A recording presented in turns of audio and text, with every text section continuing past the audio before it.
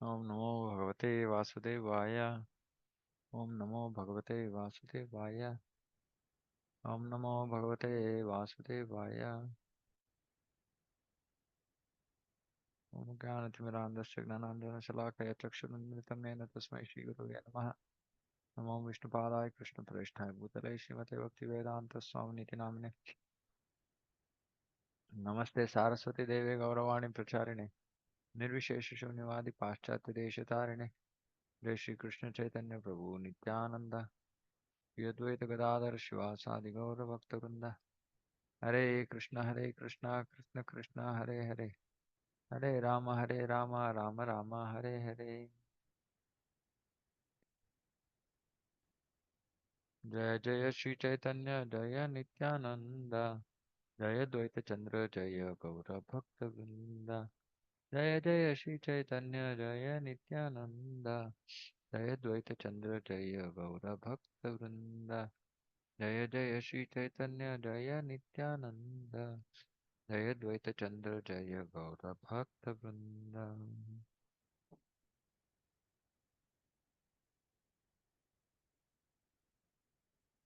Okay. Shri ಚೈತನ್ಯ ಚರಿತಾಮೃತ ಆದಿ ಲೀಲಾ ಅಧ್ಯಾಯ 5 ಶ್ಲೋಕ 22 ಮುಂದುವರಿಸ್ತಾ ಇದ್ದೀವಿ.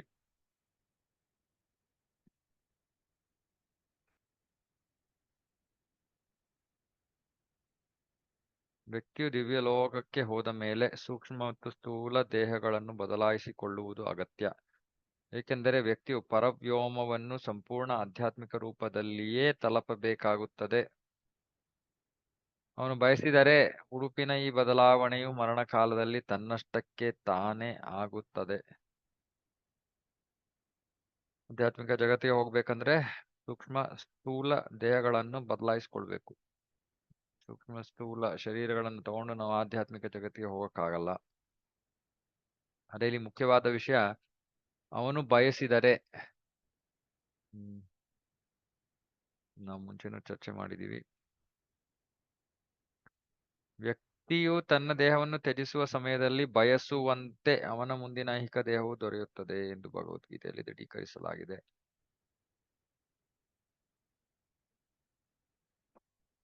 ಈ ಭೌತಿಕ ಜಗತ್ತಿಗೆ ನಾವು ಬಂದಿದ್ದು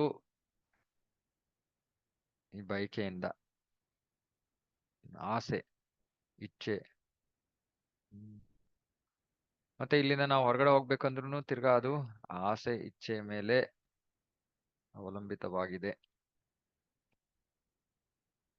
ಪ್ರಭುಪಾದರು ಹೇಳ್ತಾರೆ, ಒಂದು ಸ್ವಲ್ಪ ಆಸೆ ಇದ್ರೂ ಕೂಡ, ನಮಗೆ ಭೌತಿಕ ಆಸೆ ಇದ್ರೂ ಕೂಡ ನಾವು ಭಗವದ್ಧಾಮಕ್ಕೆ ಹೋಗಕ್ಕಾಗಲ್ಲ, ಮತ್ತೆ ಈ ಜಗತ್ತಿಗೆ ವಾಪಸ್ ಬರ್ಬೇಕು.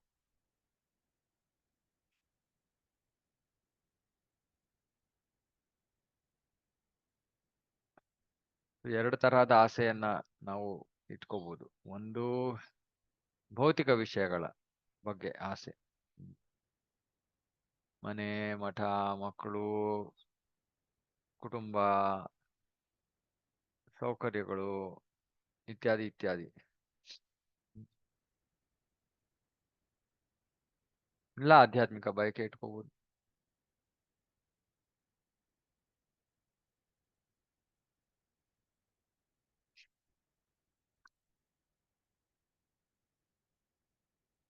ಭೌತಿಕ ಬಯಕೆ ನಮಗೆ ಈ ಜನ್ಮ ಮಾತ್ರ ಅಲ್ಲ, ಹಲವಾರು ಜನ್ಮಗಳಿಂದ ನಾವು ಭೌತಿಕ ಬಯಕೆಗಳನ್ನ ಇಟ್ಕೊಂಡೇ ಬಂದಿದೀವಿ. ಅದಕ್ಕೆ ತಿರ್ಗಾ ಈ ಜನ್ಮನೂ ಕೂಡ ನಾವು ಇಲ್ಲಿ ಒಂದು ಭೌತಿಕ ಶರೀರವನ್ನ ಪಡ್ಕೊಂಡಿದೀವಿ. ಇನ್ನು ಭೌತಿಕ ಬಯಕೆಗಳನ್ನ ಮುಂದುವರ್ಸಿದ್ರೆ ತಿರ್ಗಾ ಇನ್ನೊಂದ್ ಜನ್ಮ ಸಿಗುತ್ತೆ. ಪುನರಪಿ ಜನನಂ ಪುನರಪಿ ಮರಣಂ.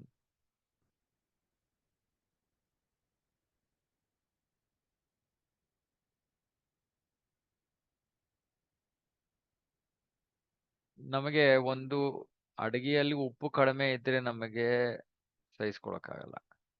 ಅಷ್ಟು ಭೌತಿಕವಾಗಿ ಮುಳುಗೋಗಿದೀವಿ ನಾವು.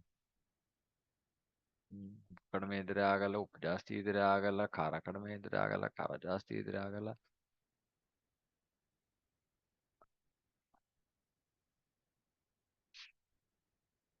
ಹಾಗಾಗಿ ನಾವು ಯೋಚನೆ ಮಾಡ್ಬೇಕು. ಇಷ್ಟೊಂದೆಲ್ಲ ನಾನು ಇನ್ನೂ ಭೌತಿಕ ಜಗತ್ತಿನ ಬಗ್ಗೆ ಆಸೆಗಳನ್ನ ಇಟ್ಕೊಂಡಿದ್ದೀನಿ. ಆದ್ರೆ ಪ್ರಶ್ನೆ ಕೇಳಿದ್ರೆ ಯಾರು ಆಧ್ಯಾತ್ಮಿಕ ಜಗತ್ತಿಗೆ ಹೋಗಕ್ಕೆ ಸಿದ್ಧರಾಗಿದ್ದೀವಿ ಅಂತ ಕೈ ಎತ್ತುತ್ತೀವಿ. ಹ್ಮ್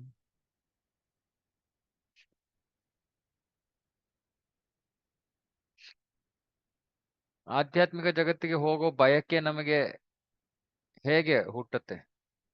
ಏನ್ ಮಾಡಿದ್ರೆ ನಮ್ಗೆ ಆಧ್ಯಾತ್ಮಿಕ ಜಗತ್ತಿಗೆ ಹೋಗೋ ಬಯಕೆ ಹುಟ್ಟುತ್ತೆ ಅಥವಾ ಹೆಚ್ಚಾಗತ್ತೆ? ಏನ್ ಮಾಡ್ಬೇಕು ನಾವು ಅದಕ್ಕೆ?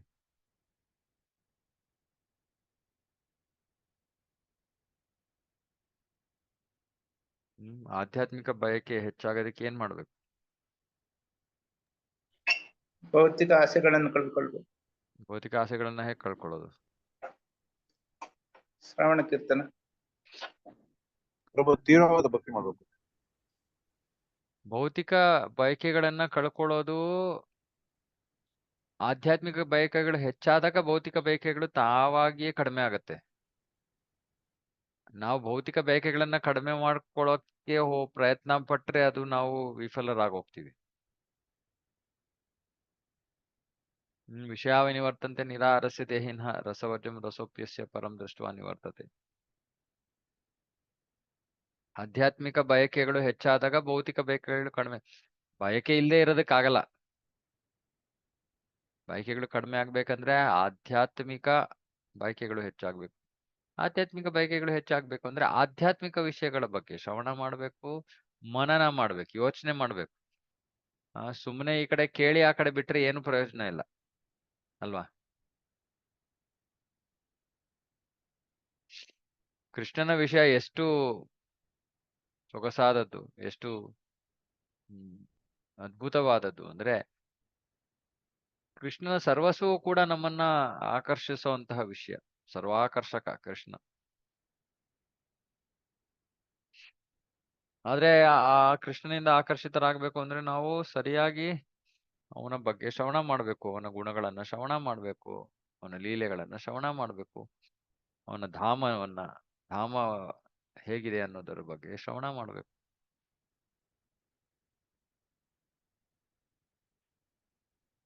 ರುಕ್ಮಿಣಿ ದೇವಿ ಹೇಗೆ ನಿರ್ಧಾರ ಮಾಡಲು ಕೃಷ್ಣನ ಮದುವೆ ಆಗ್ಬೇಕು ಅಂತ?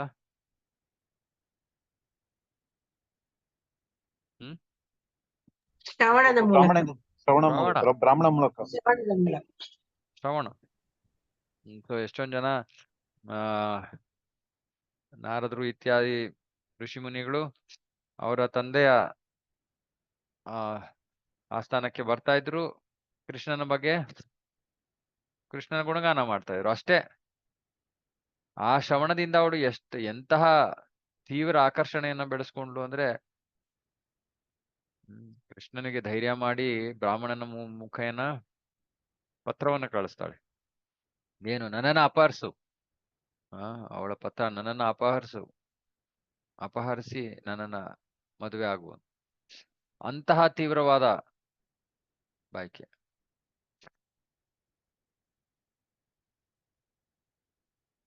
ಅದೇ ರೀತಿ ಕೃಷ್ಣನ ಬಗ್ಗೆ ಎಷ್ಟೊಂದ್ ಜನ ಕೇಳಿರ್ತಾರೆ, ಯಾಕೆ ಅವ್ರಿಗೆ ತೀವ್ರ ಬಯಕೆ ಬರ್ಲಿಲ್ಲ? ಬೇರೆಯವ್ರಿಗೆ ಯಾಕೆ ತೀವ್ರ ಬಯಕೆ ಬರ್ಲಿಲ್ಲ ರುಕ್ಮಿಣಿ ಅಂತೆ?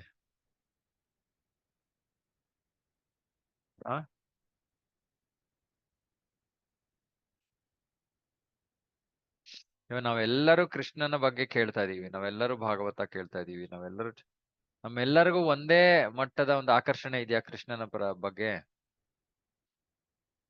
ಎಲ್ಲರಿಗೂ ಬೇರೆ ಬೇರೆ ಇರುತ್ತೆ. ಯಾಕೆ?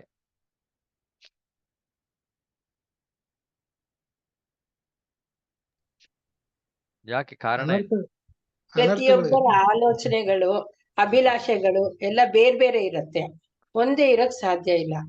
ಹಾಗಾಗಿ ಕೆಲವರು ಇಷ್ಟಪಡ್ತಾರೆ, ಕೆಲವರು ಇಷ್ಟಪಡಲ್ಲ. ಆತರ ಅವರ ಪ್ರಮಾಣಗಳು ಹೆಚ್ಚು ಕಡಿಮೆ ಆಗ್ತಾ ಇರುತ್ತೆ. ಯಾಕೆ ಅಂತ ನಾನು ಕೇಳ್ತಾ ಇದ್ದೀನಿ. ಕಾರಣ ಏನು? ಸರಿಯಾಗಿ ಭಕ್ತಿ ಮಾಡುವುದಿಲ್ಲ. ಪ್ಯೂರಿಫಿಕೇಶನ್ ಲೆವೆಲ್, ಪರಿಶುದ್ಧತೆ. ನಾವು ಪರಿಶುದ್ಧರಾಗಿಲ್ಲ. ನಮ್ಮ ಪರಿಶುದ್ಧತೆಯ ಮೇಲೆ ನಮಗೆ ಕೃಷ್ಣನ ಬಗ್ಗೆ ನಾವು ಆಕರ್ಷಿತರಾಗ್ತೀವಿ. ಯಾರು ಎಷ್ಟು ಪರಿಶುದ್ಧರಾಗಿದೀವೋ ಅಷ್ಟು ನಾವು ಕೃಷ್ಣನಿಂದ ಆಕರ್ಷಿತರಾಗ್ತೀವಿ. ಮತ್ತೆ ಕೃಷ್ಣನ ವಿಷಯ ಹೆಂಗೆ ಅಂದ್ರೆ ಸುಮ್ಮನೆ ಅವನ ಬಗ್ಗೆ ಶ್ರವಣ ಮಾಡಿದ್ರು ಕೂಡ ನಾವು ಪರಿಶುದ್ಧರಾಗಿ ಹೋಗ್ತೀವಿ. ಕೃಷ್ಣನ ವಿಷಯ ಈ ತರ ಅಚಿಂತ್ಯ. ಕೃಷ್ಣನ ಬಗ್ಗೆ ಶ್ರವಣ ಮಾಡಿದ್ರು ಪರಿಶುದ್ಧರಾಗ್ತೀವಿ. ಪರಿಶುದ್ಧರಾದ್ಮೇಲೆ ಕೃಷ್ಣನ ಬಗ್ಗೆ ಇನ್ನಷ್ಟು ಹೆಚ್ಚು ಆಸಕ್ತಿ ಉಂಟಾಗತ್ತೆ. ಇನ್ನಷ್ಟು ಶ್ರವಣ ಮಾಡ್ಬೇಕು, ಇನ್ನಷ್ಟು ಶ್ರವಣ ಮಾಡ್ತೀವಿ, ಇನ್ನಷ್ಟು ಪರಿಶುದ್ಧರಾಗ್ತೀವಿ.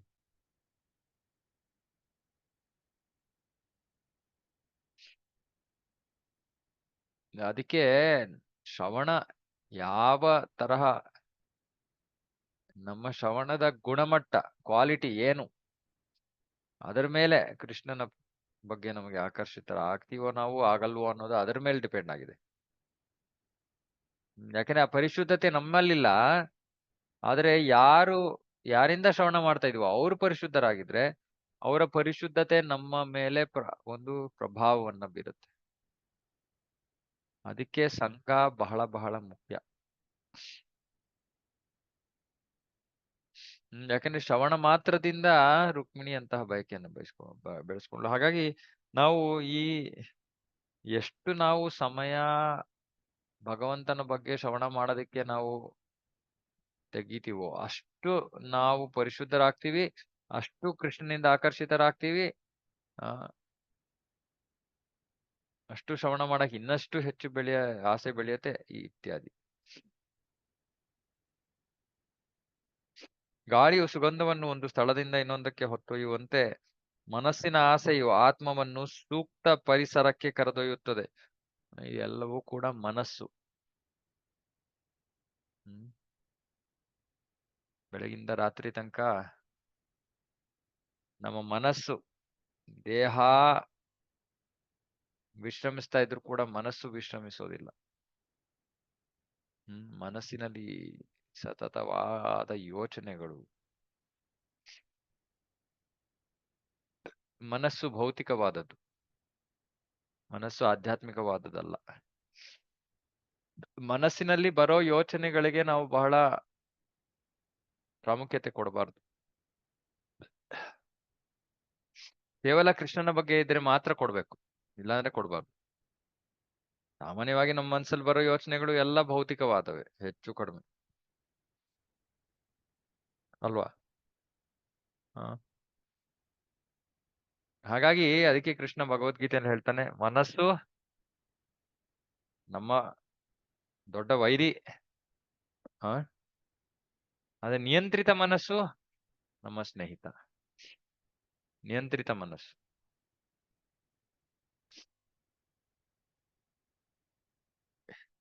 ಈಗ ನಮ್ಮ ಮನಸ್ಸು ಅನಿಯಂತ್ರಿತವಾಗಿದೆ, ಕಂಟ್ರೋಲ್ ಇಲ್ಲ.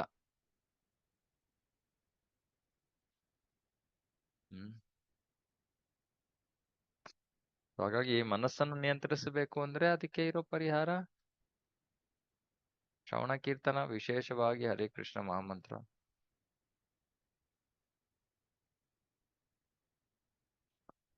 ದುರ್ದೈವದಿಂದ ಯೋಗಿಗಳಲ್ಲದವರು ಮತ್ತು ಸ್ಥೂಲ ಐಹಿಕವಾದಿಗಳು ತಮ್ಮ ಜೀವನ ಪೂರ್ತಿ ಇಂದ್ರಿಯ ತುಷ್ಟಿಯಲ್ಲಿ ಮಗ್ನರಾಗಿದ್ದುಕೊಂಡು ಮರಣ ಸಮಯದಲ್ಲಿ ದೇಹ ಮತ್ತು ಮನಸ್ಸುಗಳ ಅವ್ಯವಸ್ಥೆಯನ್ನು ಕಂಡು ತಬ್ಬಿಬ್ಬಾಗುತ್ತಾರೆ. ಮರಣದ ಸಮಯದಲ್ಲಿ ಮನಸ್ಸಿನ ಅವ್ಯವಸ್ಥೆ, ಯಾಕಂದ್ರೆ ಆ ಸಮಯದಲ್ಲಿ ಬಹಳ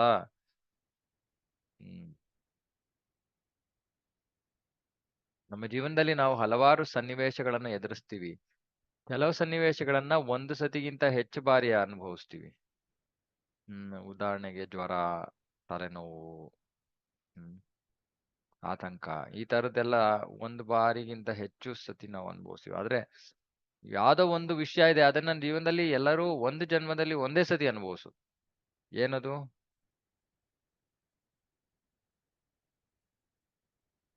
ಸಾಮಾನ್ಯವಾಗಿ ಸಾವು. ಸಾವಿಗೆ ನಮಗೆ ಮತ್ತೆ ಪ್ರಾಕ್ಟೀಸ್ ಮಾಡಕ್ಕೆ ಅವಕಾಶ ಇಲ್ಲ. ಇವಾಗ ನಾನು ಬರುತ್ತೆ, ಓಕೆ ಜ್ವರ ಬಂತು, ಕೃಷ್ಣನ ಬಗ್ಗೆ ಯೋಚನೆ ಮಾಡ್ತಾ ಇಲ್ಲ ನಾನು, ಆಯ್ತು. ಆಮೇಲೆ ಜ್ವರದಿಂದ ಸರಿ ಹೋಗ್ತೀವಿ, ಮತ್ತೆ ಶ್ರವಣ ಮಾಡ್ತೀವಿ. ದೇಹ ಯಾವ ಸ್ಥಿತಿ ಇದ್ರು ನಾವು ಕೃಷ್ಣನ್ ಬಗ್ಗೆ ಯೋಚನೆ ಮಾಡ್ಬೇಕು. ಸರಿ, ಮುಂದಿನ ಸತಿ ಜ್ವರ ಬಂದಾಗ ಕೃಷ್ಣನ್ ಬಗ್ಗೆ ಆಲೋಚನೆ ಮಾಡ್ತೀನಿ. ಓಕೆ, ಇನ್ನೊಂದು ಅವಕಾಶ ಸಿಗ್ಬೋದು. ಆದ್ರೆ ಮರಣಕ್ಕೆ ಇನ್ನೊಂದು ಅವಕಾಶ ಇಲ್ಲ, ಒಂದೇ. ಅದಕ್ಕೆ ಹೇಳ್ತಾರೆ ಮರಣ ಅನ್ನೋದು ನಿಜವಾದ ಪರೀಕ್ಷೆ. ಪ್ರಭುಪಾದರು ಹೇಳಿದ್ರು ಆರ್ಟ್ ಆಫ್ ಡೈಯಿಂಗ್. ನಮ್ದು ಆರ್ಟ್ ಆಫ್ ಲಿವಿಂಗ್ ಅಲ್ಲ, ನಮ್ದು ಆರ್ಟ್ ಆಫ್ ಡೈಯಿಂಗ್ ಅದು ಪ್ರಭುಪಾದ. ಯಾಕಂದ್ರೆ ಹೇಗೆ ಯಾವ ಮನಸ್ಥಿತಿಯಲ್ಲಿ ನಾವು ದೇಹವನ್ನ ತ್ಯಜಿಸ್ತೀವಿ ಅನ್ನೋದೇ ಅಂತಿಮವಾದ ಪರೀಕ್ಷೆ. ಆದ್ರೆ ಆ ಮರಣದ ಒಂದು ಅನುಭವ ಬಹಳ ಭಯಾನಕವಾದದ್ದು.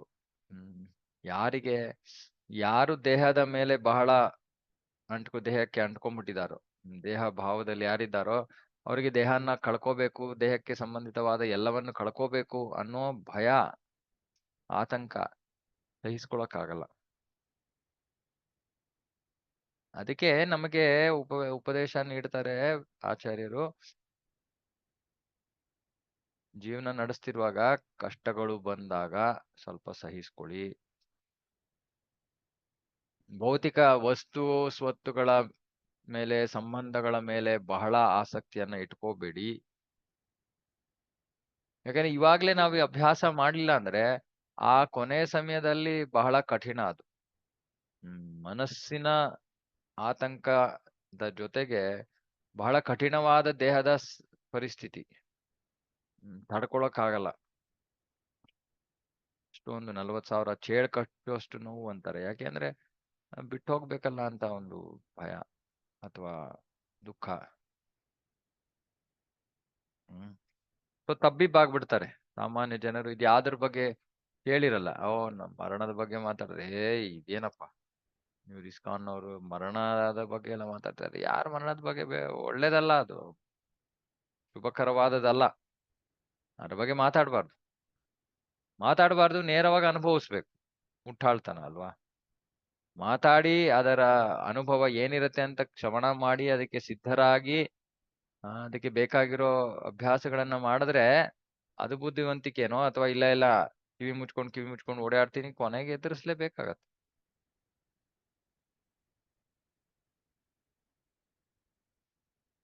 ಇಂತಹ ಜಡ ಇಂದ್ರಿಯ ಲೋಲುಪರು ತಾವು ಬಾಳಿದ ಬದುಕಿನ ಮುಖ್ಯ ಯೋಚನೆಗಳು, ಕಾಮನೆಗಳು ಮತ್ತು ಸಹವಾಸಗಳ ತೊಡಕಿನಲ್ಲಿ ಸಿಲುಕಿಕೊಂಡು ತಮ್ಮ ಹಿತಕ್ಕೆ ವಿರುದ್ಧವಾದದ್ದನ್ನು ಬಯಸುತ್ತಾರೆ.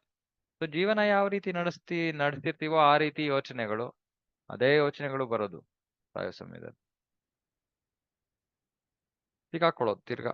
ಹೀಗೆ ಮೂರ್ಖತನದಿಂದ ಹೊಸ ದೇಹಗಳನ್ನು ಸ್ವೀಕರಿಸಿ ತಮ್ಮ ಐಹಿಕ ಯಾತನೆಗಳು ನಿರಂತರವಾಗಿ ಮುಂದುವರಿಯುವಂತೆ ಮಾಡಿಕೊಳ್ಳುತ್ತಾರೆ. ಮತ್ತೆ ಇನ್ನೊಂದು ದೇಹ, ಮತ್ತೆ ಅದು ಯಾವ್ದು ಆಸೆಯ ಪೂರ್ಣವಾಗಿಲ್ವೋ ಅಪೂರ್ಣವಾಗಿರೋ ಆಸೆಗಳನ್ನ ಮತ್ತೆ ಪಡ್ಕೊಳ್ಳೋ ಪ್ರಯತ್ನ, ಮತ್ತೆ ಅದೇ ರೀತಿ ಮರಣ, ಮತ್ತೆ ಅದೇ ಆಸೆಗಳು, ಮತ್ತೆ ಹಿಂಗೇ ನಡೀತಾನೆ ಇದೆ. ಆದ್ದರಿಂದ ಮನಸ್ಸು ಮತ್ತು ಬುದ್ಧಿಶಕ್ತಿಯನ್ನು ವ್ಯವಸ್ಥಿತವಾಗಿ ತರಬೇತುಗೊಳಿಸುವುದು ಅವಶ್ಯಕ. ಮನಸ್ಸು ಬುದ್ಧಿಗಳಿಗೆ ತರಬೇತಿ ಕೊಡಬೇಕು, ಟ್ರೈನಿಂಗ್. ಆಗ ಮರಣ ಸಮಯದಲ್ಲಿ ಈ ಲೋಕದಲ್ಲಿಯೋ ಅಥವಾ ಇನ್ನೊಂದು ಐಹಿಕ ಲೋಕದಲ್ಲಿಯೋ ಅಥವಾ ದಿವ್ಯ ಲೋಕದಲ್ಲಿಯೋ ಸೂಕ್ತವಾದ ದೇಹವನ್ನು ಧರಿಸುವಂತೆ ಪ್ರಜ್ಞಾಪೂರ್ವಕವಾಗಿ ಬಯಸಲು ಸಾಧ್ಯವಾಗುತ್ತದೆ. ತರಬೇತಿ ಸಿಕ್ಕಿದ್ರೆ ಪ್ರಜ್ಞಾಪೂರ್ವಕವಾಗಿ ಬಯಸಲು, ಪ್ರಜ್ಞಾಪೂರ್ವಕವಾಗಿ ಅಂದ್ರೆ ಕಾನ್ಶಿಯಸ್ಲಿ, ಒತ್ತಡದಿಂದ ಅಥವಾ ಒತ್ತಾಯದಿಂದಾಗಿ ಅಲ್ಲ, ಪ್ರಜ್ಞಾಪೂರ್ವಕವಾಗಿ ಕಾನ್ಶಿಯಸ್ ಆಗಿ ನಾವು ನಿರ್ಧಾರ ಮಾಡ್ತೀವಿ, ನನಗೆ ಮತ್ತೆ ಇನ್ನೊಂದು ಭೌತಿಕ ದೇಹ ಬೇಡ, ನನಗೆ ಆಧ್ಯಾತ್ಮಿಕ ಜಗತ್ತಿಗೆ ಹೋಗ್ಬೇಕು, ನಾನು ಅದಕ್ಕೆ ಅಲ್ಲಿ ಹೋಗೋದಕ್ಕೆ ಏನ್ ಮಾಡ್ಬೇಕು ನಾನು ಅನ್ನೋ ಒಂದು ಪ್ರಯತ್ನವನ್ನು ನಾವು ನಡೆಸ್ತೀವಿ. ಅಮರ ಆತ್ಮದ ಪ್ರಗತಿಶೀಲ ಮುನ್ನಡೆಯನ್ನು ಪರಿಗಣಿಸದ ಒಂದು ನಾಗರಿಕತೆಯು ಕೇವಲ ಅಜ್ಞಾನದ ಮೃಗೀಯ ಜೀವನವನ್ನು ಪೋಷಿಸುತ್ತದೆ. ನೋಡಿ ಇಲ್ಲಿ ಇವತ್ತಿನ ಸಮಾಜ ಏನು ಅಂತ ಹೇಳ್ತಾ ಇದ್ದಾರೆ, ಅಮರ ಆತ್ಮದ ಪ್ರಗತಿಶೀಲ ಮುನ್ನಡೆಯನ್ನು ಪರಿಗಣಿಸದ. ಅಮರ ಆತ್ಮದ ಪ್ರಗತಿಶೀಲ ಮುನ್ನಡೆ ಅಂದ್ರೆ ಆತ್ಮ ಇವಾಗ ಪ್ರಾಣಿ ಶರೀರಗಳಿನ ಮೂಲಕ ಸಾಗಿ ಇವಾಗ ಒಂದು ಮನುಷ್ಯ ಜನ್ಮಕ್ಕೆ ಬಂದಿದೆ, ಮುನ್ನಡೆ ಸಾಧಿಸಿದೆ. ಅರೆ ಇದರ ಇನ್ನೂ ಮತ್ತಷ್ಟು ಮುನ್ನಡೆ ಏನು, ಹೇಗೆ ಅನ್ನೋದು ನಾವು ಕೇಳದೆ ಪ್ರಾಣಿಗಳ ತರ ಜೀವನ ನಡೆಸಿದ್ರೆ ಅದು ಮೃಗೀಯ ಜೀವನ, ಪ್ರಾಣಿಗಳಂತಹ ಜೀವನ. ಭೌತಿಕತೆಗೆ ಅಂಟ್ಕೊಂಡಿರೋದು ಪ್ರಾಣಿಗಳ ಜೀವನ, ಆಹಾರ ನಿದ್ರ ಭಯ ಮೈಥುನ, ಪ್ರಾಣಿಗಳ ಜೀವನ, ಮನುಷ್ಯರ ಜೀವನ ಅಲ್ಲ ಅದು. ಗತಿಸಿದ ಪ್ರತಿಯೊಂದು ಆತ್ಮವು ಒಂದೇ ಸ್ಥಳಕ್ಕೆ ಹೋಗುತ್ತದೆ ಎಂದು ಯೋಚಿಸುವುದು ಮೂರ್ಖತನ. ಮರಣ ಸಮಯದಲ್ಲಿ ವ್ಯಕ್ತಿಯು ಬಯಸಿದ ಸ್ಥಳಕ್ಕೆ ಆತ್ಮವು ಹೋಗುತ್ತದೆ, ಅಥವಾ ದೇಹವನ್ನು ತ್ಯಜಿಸಿದ ಮೇಲೆ ಅವನ ಹಿಂದಿನ ಜೀವನದ ಕ್ರಿಯೆಗಳಿಗೆ ಅನುಗುಣವಾಗಿ ವ್ಯಕ್ತಿಯು ಬಲಪೂರ್ವಕವಾಗಿ ಒಂದು ಸ್ಥಾನವನ್ನು ಅಂಗೀಕರಿಸಬೇಕಾಗುತ್ತದೆ, ಒತ್ತಾಯಪೂರ್ವಕವಾಗಿ. ಏನು ಆಯ್ಕೆ ಇಲ್ಲ. ಮನಸ್ಸು ಯಾವ ಸ್ಥಿತಿಯಲ್ಲಿದೆಯೋ ಅಲ್ಲಿಗೆ ಹೊರಟೋಗ್ಬೇಕು. ಆಮೇಲೆ ಬದಲಾಯಿಸಕ್ಕಾಗಲ್ಲ. ಆ ಸಮಯದಲ್ಲಿ ಹೇಗಿದೆಯೋ ಮನಸ್ಥಿತಿ, ಅದರ ಪ್ರಕಾರ ದೇಹ. ಆದ್ರೆ ಭಕ್ತರಿಗೆ ಒಂದು ಏನಂದ್ರೆ, ಆ ಮರಣದ ಸಮಯದಲ್ಲಿ ಮನಸ್ಸು ದೇಹ ಯಾವ ರೀತಿ ಇದ್ರೂ ಕೂಡ ನಾವು ಜೀವನ ಪೂರ್ತಿ ಕೃಷ್ಣನ ಸೇವೆಯಲ್ಲಿ ತೊಡಗಿದ್ರೆ ಕೃಷ್ಣ ಅವಾಗ ನಮಗೆ ರಕ್ಷಣೆಯನ್ನ ಕೊಡ್ತಾನೆ. ನಾವು ಅವನ ಬಗ್ಗೆ ಯೋಚನೆ ಮಾಡುವಂತ ಸ್ಥಿತಿಯಲ್ಲಿ ಇಲ್ಲದೆ ಇದ್ರೂ ಕೂಡ ಅವನೇ ಖುದ್ದಾಗಿ ತನ್ನ ಯೋಚನೆಯನ್ನ ನಮ್ಮ ಮನಸ್ಸಿನಲ್ಲಿ ಹಾಕ್ತಾನೆ. ಇದು ಕೃಷ್ಣ ತನ್ನ ಭಕ್ತರಿಗೆ ತೋರಿಸೋ ವಿಶೇಷವಾದ ಒಂದು ಕೃಪೆ. ಆದ್ರೆ ಸಾಮಾನ್ಯ ಜನರಿಗೆ ಅವರ ಸಹಜವಾಗಿ ನ್ಯಾಚುರಲ್ ಆಗಿ ಏನು ಯೋಚನೆ ಬರುತ್ತೋ ಅದರ ಪ್ರಕಾರ ಇನ್ನೊಂದು ದೇಹ. ಭಕ್ತರಿಗೆ ಇಲ್ಲ. ಐಹಿಕವಾದಿಗೂ ಯೋಗಿಗೂ ಇರುವ ವ್ಯತ್ಯಾಸವೇನೆಂದರೆ, ಐಹಿಕವಾದಿಯು ತನ್ನ ಮುಂದಿನ ದೇಹವು ಯಾವುದಾಗಿರಬೇಕೆಂದು ತೀರ್ಮಾನಿಸಲಾರ. ಆದರೆ ಯೋಗಿಯಾದರೂ ಅವು ಉನ್ನತ ಗೃಹಲೋಕಗಳಲ್ಲಿ ಸುಖೋಪಭೋಗಕ್ಕಾಗಿ ಸೂಕ್ತವಾದ ದೇಹವನ್ನು ಬುದ್ಧಿಪೂರ್ವಕವಾಗಿ ಪಡೆಯಬಲ್ಲ. ಯೋಗಿ ಉನ್ನತ ಗೃಹಗಳಿಗೆ ಹೋಗ್ಬೋದು, ಸ್ವರ್ಗ ಲೋಕಗಳಿಗೆ ಹೋಗ್ಬೋದು, ಅಥವಾ ಈ ನಿಜವಾದ ಸರಿಯಾಗಿ ಇಚ್ಛೆ ಪಟ್ರೆ ಭಗವಂತನ ಧಾಮಕ್ಕೂ ಹೋಗ್ಬೋದು. ಆದ್ರೆ ಸಾಮಾನ್ಯ ವ್ಯಕ್ತಿ ಅದನ್ನು ಮಾಡಕ್ಕಾಗಲ್ಲ. ಜಡ ಐಹಿಕವಾದಿಯು ತನ್ನ ಜೀವನಾದ್ಯಂತ ಇಂದ್ರಿಯ ತುಷ್ಟಿಗಾಗಿ ನಿರಂತರವಾಗಿ ದುಡಿಯುತ್ತಾ ಇಡೀ ದಿನ ತನ್ನ ಮತ್ತು ತನ್ನ ಕುಟುಂಬ ವರ್ಗದವರ ಪೋಷಣೆಗಾಗಿ ದುಡಿಯುತ್ತಾನೆ. ಇಷ್ಟೇ ಮನೆ ಮಠ ಅಂತ ಕೆಲಸ ಮಾಡಿ ಮಾಡಿ ಮಾಡಿ ಮಾಡಿ ಏನೋ ಹಣ ಸಂಗ್ರಹ ಮಾಡ್ಬೋದು, ಹಣ ಸೇವ್ ಮಾಡ್ಬೋದು, ಆಮೇಲೆ ಅದನ್ನ ಖರ್ಚು ಮಾಡ್ತೀವಿ, ತಿರ್ಗಾ ಸಂಪಾದನೆ ಮಾಡ್ತೀವಿ. ಪುನಃ ಪುನಃ ಚರ್ವಿತ ಚರುಣಾನ. ಅದೇ ನಡೀತಾ ಇದೆ. ಈ ಒಂದು ಜನ್ಮ ಅಲ್ಲ, ಹಲವಾರು ಜನ್ಮಗಳಿಂದ ಅದೇ ನಡೀತಾ ಇರೋದು. ಅಷ್ಟೇ, ಅದನ್ನೇ ಹಗಲು ರಾತ್ರಿ ಅದೇ. ರಾತ್ರಿ ಕಾಮೋಪಭೋಗದಲ್ಲಿ ತನ್ನ ಶಕ್ತಿಯನ್ನು ವ್ಯರ್ಥ ಮಾಡುತ್ತಾನೆ. ಹಗಲಲ್ಲಿ ತಾನು ಏನೆಲ್ಲಾ ಮಾಡಿದ್ದೇನೆಂದು ಯೋಚಿಸುತ್ತಾ ನಿದ್ರಾವಶನಾಗುತ್ತಾನೆ. ಅದು ಐಹಿಕವಾದಿಯ ಏಕತಾನದ ಜೀವನ.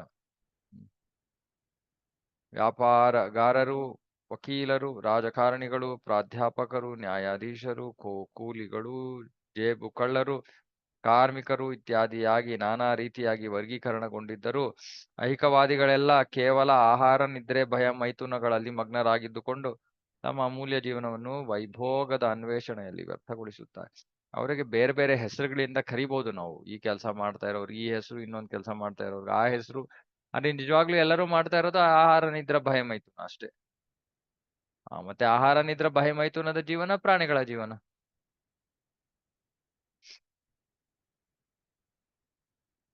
ಸುಮ್ಮನೆ ಜೀವನ ವ್ಯರ್ಥ.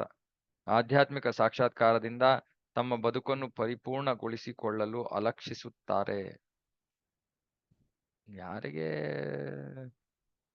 ಇದರ ಬಗ್ಗೆ ಯೋಚನೆ ಇಲ್ಲ, ಮುಂದಿನ ಜನ್ಮ ಏನು, ಇದರ ಬಗ್ಗೆ ಯೋಚನೆ ಇಲ್ಲದೆ ಸುಮ್ಮನೆ ಪ್ರಾಣಿಗಳಂತೆ ಜೀವನ ನಡೆಸೋರು ಜೀವನ ವ್ಯರ್ಥ ಮಾಡ್ಕೊತಾ ಇದ್ದಾರೆ.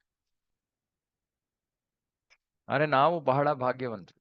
ನಾವು ಭಕ್ತಿಯ ಸಂಪರ್ಕಕ್ಕೆ ಬಂದಿದ್ದೀವಿ, ಪ್ರಭುಪಾದರ ಸಂಪರ್ಕಕ್ಕೆ ಬಂದಿದ್ದೀವಿ. ಆದ್ರೆ ಅದನ್ನ ಹಾಳು ಮಾಡ್ಕೊಳ್ಳೋದು ಮುಟ್ಟಾಳ್ತನ.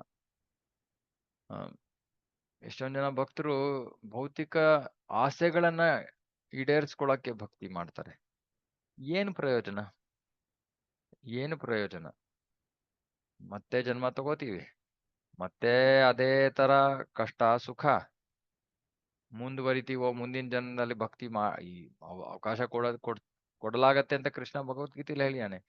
ಆದ್ರೆ ತಿರ್ಗಾ ಮುಂದುವರಿತೀವೋ ಅಥವಾ ತಿರ್ಗಾ ಭೌತಿಕ ಆಸೆ ಹಿಡಿತಕ್ಕೆ ಬಿದ್ದೋಗ್ಬಿಡ್ತೀವ? ಸಿಕ್ಕಿರುವಾಗ ಅವಕಾಶವನ್ನ ಅದನ್ನ ಸಂಪೂರ್ಣವಾಗಿ ಬಳಸ್ಕೊಳ್ಳೋದು ಬುದ್ಧಿವಂತಿಕೆ.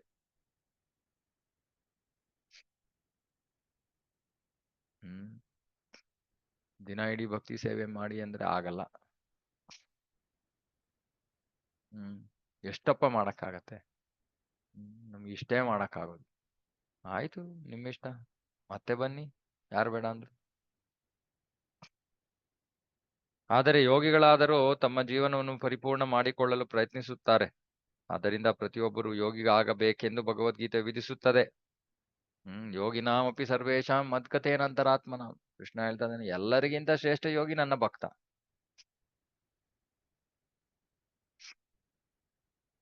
ಆತ್ಮವನ್ನು ಪ್ರಭುವಿನ ಸೇವೆಯಲ್ಲಿ ತೊಡಗಿಸುವ ಪದ್ಧತಿಯೇ ಯೋಗ. ಉನ್ನತ ಮಾರ್ಗದರ್ಶನದಲ್ಲಿ ಮಾತ್ರ ತನ್ನ ಸಾಮಾಜಿಕ ಸ್ಥಾನವನ್ನು ಬದಲಾಯಿಸದೆ ವ್ಯಕ್ತಿಯು ಅಂತಹ ಯೋಗವನ್ನು ಅಭ್ಯಾಸ ಮಾಡಬಹುದು. ಸಾಮಾಜಿಕ ಸ್ಥಾನವನ್ನು ಬದಲಾಯಿಸಬೇಕಾಗಿಲ್ಲ. ಪುರುಷರಾಗಿರ್ಲಿ, ಸ್ತ್ರೀಯರಾಗಿರ್ಲಿ, ಸಾಮಾಜಿಕ ಸ್ಥಾನ ಅಂದ್ರೆ ವರ್ಣಾಶ್ರಮ, ಬ್ರಾಹ್ಮಣ, ಕ್ಷತ್ರಿಯ, ವೈಶ್ಯ, ಶೂದ್ರ, ನಾವು ಯಾವ ಸ್ಥಾನದಲ್ಲಿದ್ರೂ ಪರವಾಗಿಲ್ಲ. ಆದ್ರೆ ಭಕ್ತಿಯನ್ನ ಮಾಡ್ಬೇಕು. ಭಕ್ತಿಯನ್ನ ಮಾಡ್ಬೇಕು, ಅರ್ಧಂಬರ್ಧ ಭಕ್ತಿ ಅಲ್ಲ, ಸಂಪೂರ್ಣ ಭಕ್ತಿಯನ್ನ ಮಾಡ್ಬೇಕು. ಅದು ಮುಖ್ಯ. ನಾವು ಸ್ಥಾನೇ ಸ್ಥಿತ, ಓಕೆ, ನಾವು ಇರೋ ಸ್ಥಾನದಲ್ಲೇ ಇದ್ಕೋತೀವಿ, ಆದ್ರೆ ಭಕ್ತಿಯನ್ನು ಚೆನ್ನಾಗಿ ಮಾಡ್ಲಿಲ್ಲ ಅಂದ್ರೆ ಅವಾಗ ಪ್ರಯೋಜನ ಇಲ್ಲ. ಚೈತನ್ಯ ಮಹಾಪ್ರಭುಗಳು ಸ್ಥಾನೇ ಸ್ಥಿತ ಅಂತ ಹೇಳ್ತಾರೆ. ಯಾಕಂದ್ರೆ ನೀವು ಕ್ಷತ್ರಿಯರಾಗಿದ್ದೀರಾ, ಬ್ರಾಹ್ಮಣರಾಗಬೇಕು, ನೀವು ಪ್ರಯತ್ನ ಮಾಡಿ ಅಂದ್ರೆ ಜೀವನ ಪೂರ್ತಿ ಅದಕ್ಕೋಸ್ಕರನೇ ವ್ಯರ್ಥ ಮಾಡ್ಬಿಡ್ತೀವಿ. ಅದಕ್ಕೆ ಚೈತನ್ಯ ಮಹಾಪ್ರಭು ಹೇಳ್ತಾರೆ, ಇಲ್ಲ, ಆ ರೀತಿಯಲ್ಲಿ ನಮ್ ಸ್ಥಾನ ಬದಲಾಯಿಸುವ ಪ್ರಯತ್ನ ಮಾಡೋ ಅವಶ್ಯಕತೆ ಇಲ್ಲ. ಯಾವ ಸ್ಥಿತಿಯಲ್ಲಿದ್ರೂ ಕೂಡ ಭಕ್ತಿ ಮಾಡಿ. ತೀವ್ರೇಣ ಭಕ್ತಿ ಯೋಗೇನ ಯಜೇತ ಪುರುಷಂ ಪರಂ. ತೀವ್ರ ಭಕ್ತಿಯನ್ನ ಮಾಡಿ. ಇದು ನಮಗೆ ಇರುವಂತಹ ಉಪದೇಶ.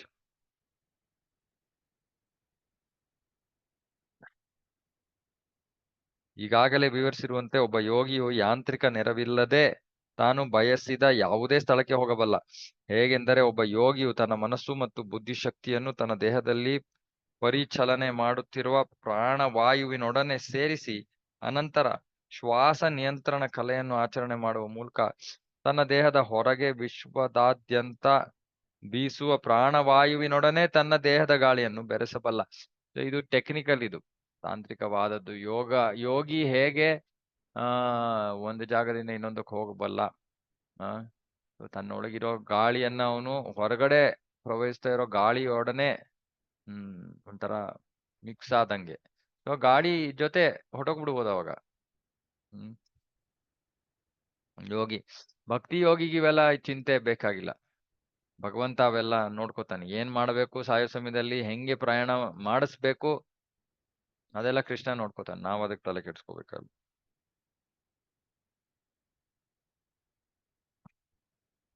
ಈ ವಿಶ್ವ ವಾತಾವರಣಕ್ಕೆ ಸೂಕ್ತವಾದ ದೇಹವನ್ನು ಪಡೆಯಬಲ್ಲ. ಓಕೆ, ಈ ವಿಶ್ವ ವಾಯುವಿನ ನೆರವಿನಿಂದ ಯೋಗಿಯು ಯಾವುದೇ ಲೋಕಕ್ಕೆ ಪ್ರಯಾಣಿಸಬಲ್ಲ. ಅಲ್ಲಿನ ವಾತಾವರಣಕ್ಕೆ ಸೂಕ್ತವಾದ ದೇಹವನ್ನು ಪಡೆಯಬಲ್ಲ.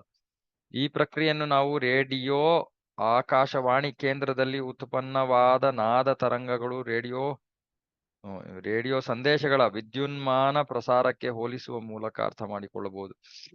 ಹೇಗೆ ರೇಡಿಯೋ ವೇವ್ಸ್ ಇರುತ್ತಲ್ಲ, ಅದರ ಪ್ರಕಾರ ಅದು ಗಾಳಿ ಮೂಲಕ ತರಂಗಗಳಿರುತ್ತೆ, ಅದು ಹಂಗೆ ಪ್ರವಹಿಸ್ಕೊಂಡು ಬಂದು ನಮಗೆ ಹೇಗೋ ಬಂದು ನಮಗೆ ತಲುಪುತ್ತೆ. ಅದೇ ರೀತಿ ಆತ್ಮ ಒಂದು ದೇಹದಿಂದ ಇನ್ನೊಂದು ದೇಹಕ್ಕೆ ಹೋಗ್ಬೋದು. ಅದು ಯೋಗ ಪದ್ಧತಿ.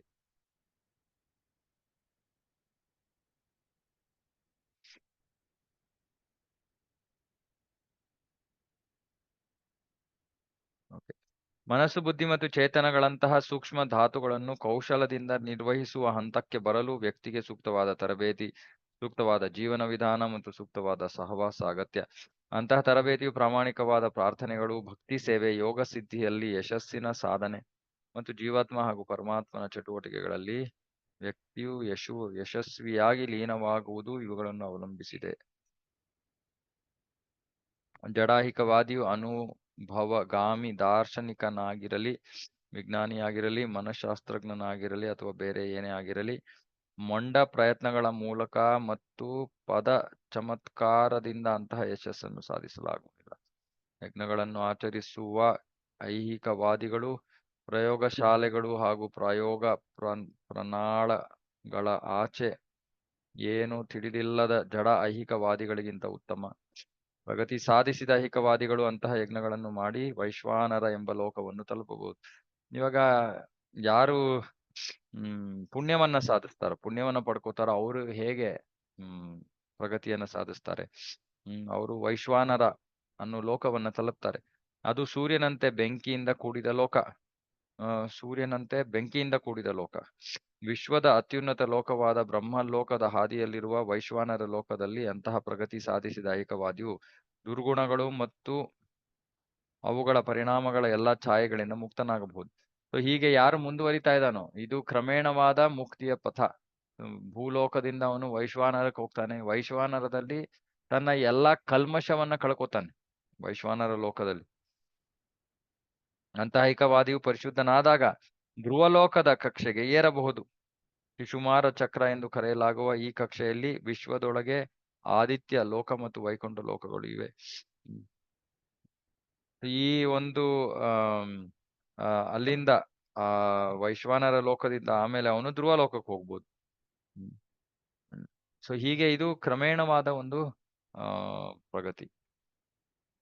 ಅನೇಕ ಯಜ್ಞಗಳನ್ನು ಮಾಡಿದ, ಕಠಿಣ ತಪಸ್ಸುಗಳನ್ನು ಮಾಡಿದ, ತನ್ನ ಸಂಪತ್ತಿನ ಬಹುತೇಕ ಭಾಗವನ್ನು ದಾನ ಮಾಡಿದ ಪರಿಶುದ್ಧ ಐಹಿಕವಾದಿಯು ಧ್ರುವ ಲೋಕದಂತಹ ಗೃಹಗಳಿಗೆ ಹೋಗಿ ತಲುಪಬಹುದು. ಪುಣ್ಯದ ಕಾರ್ಯಗಳಿಂದ ಅವನು ಹೀಗೆ ಪ್ರಯಾಣ ಮಾಡಿ ಧ್ರುವಲೋಕದ ತನಕ ಹೋಗ್ಬೋದು. ಅಲ್ಲಿ ಅವನು ಇನ್ನೂ ಹೆಚ್ಚಿನ ಅರ್ಹತೆಗಳನ್ನು ಗಳಿಸಿದರೆ ಇನ್ನೂ ಉನ್ನತವಾದ ಕಕ್ಷೆಗಳನ್ನು ಭೇದಿಸಬಹುದು. ವಿಶ್ವದ ನಾಭಿಯನ್ನು ಪ್ರವೇಶಿಸಿ ಮಹರ್ಲೋಕವನ್ನು ತಲುಪಬಹುದು. ಅಲ್ಲಿ ಭೃಗು ಮುನಿಗಳಂತಹ ಋಷಿಗಳು ವಾಸ ಮಾಡುತ್ತಾರೆ. ವಿಶ್ವದ ಆಂಶಿಕ ಪ್ರಳಯವಾಗುವವರೆಗೂ ವ್ಯಕ್ತಿಯು ಮಹರ್ಲೋಕದಲ್ಲಿ ವಾಸ ಮಾಡಬಹುದು. ಧ್ರುವಲೋಕಕ್ಕೆ ಹೋಗ್ಬೋದು. ಆಮೇಲೆ ಅಲ್ಲಿಂದ ಇನ್ನೂ ಮೇಲಕ್ಕೆ ಅವನು ಮಹರ್ಲೋಕಕ್ಕೆ ಹೋಗ್ಬೋದು. ಭಾಗಶಃ ಪ್ರಳಯ ಆದಾಗ ಕೆಳಗಿನ ಲೋಕಗಳು ನೀರಿನಲ್ಲಿ ಮುಳುಗೋದಾಗ ಆಮೇಲೆ ಮೊದಲು ಬಹಳ ಶಾಖ ಇರುತ್ತೆ. ಆ ಸಮಯದಲ್ಲಿ ಅವರು ಮಹರ್ಲೋಕದಿಂದ ಉನ್ನತ ಲೋಕಗಳಿಗೆ ವಿಮಾನದಲ್ಲಿ ಅವರು ಪ್ರಯಾಣ ಮಾಡಿ ಬ್ರಹ್ಮಲೋಕ ತನಕ ಹೋಗ್ತಾರೆ.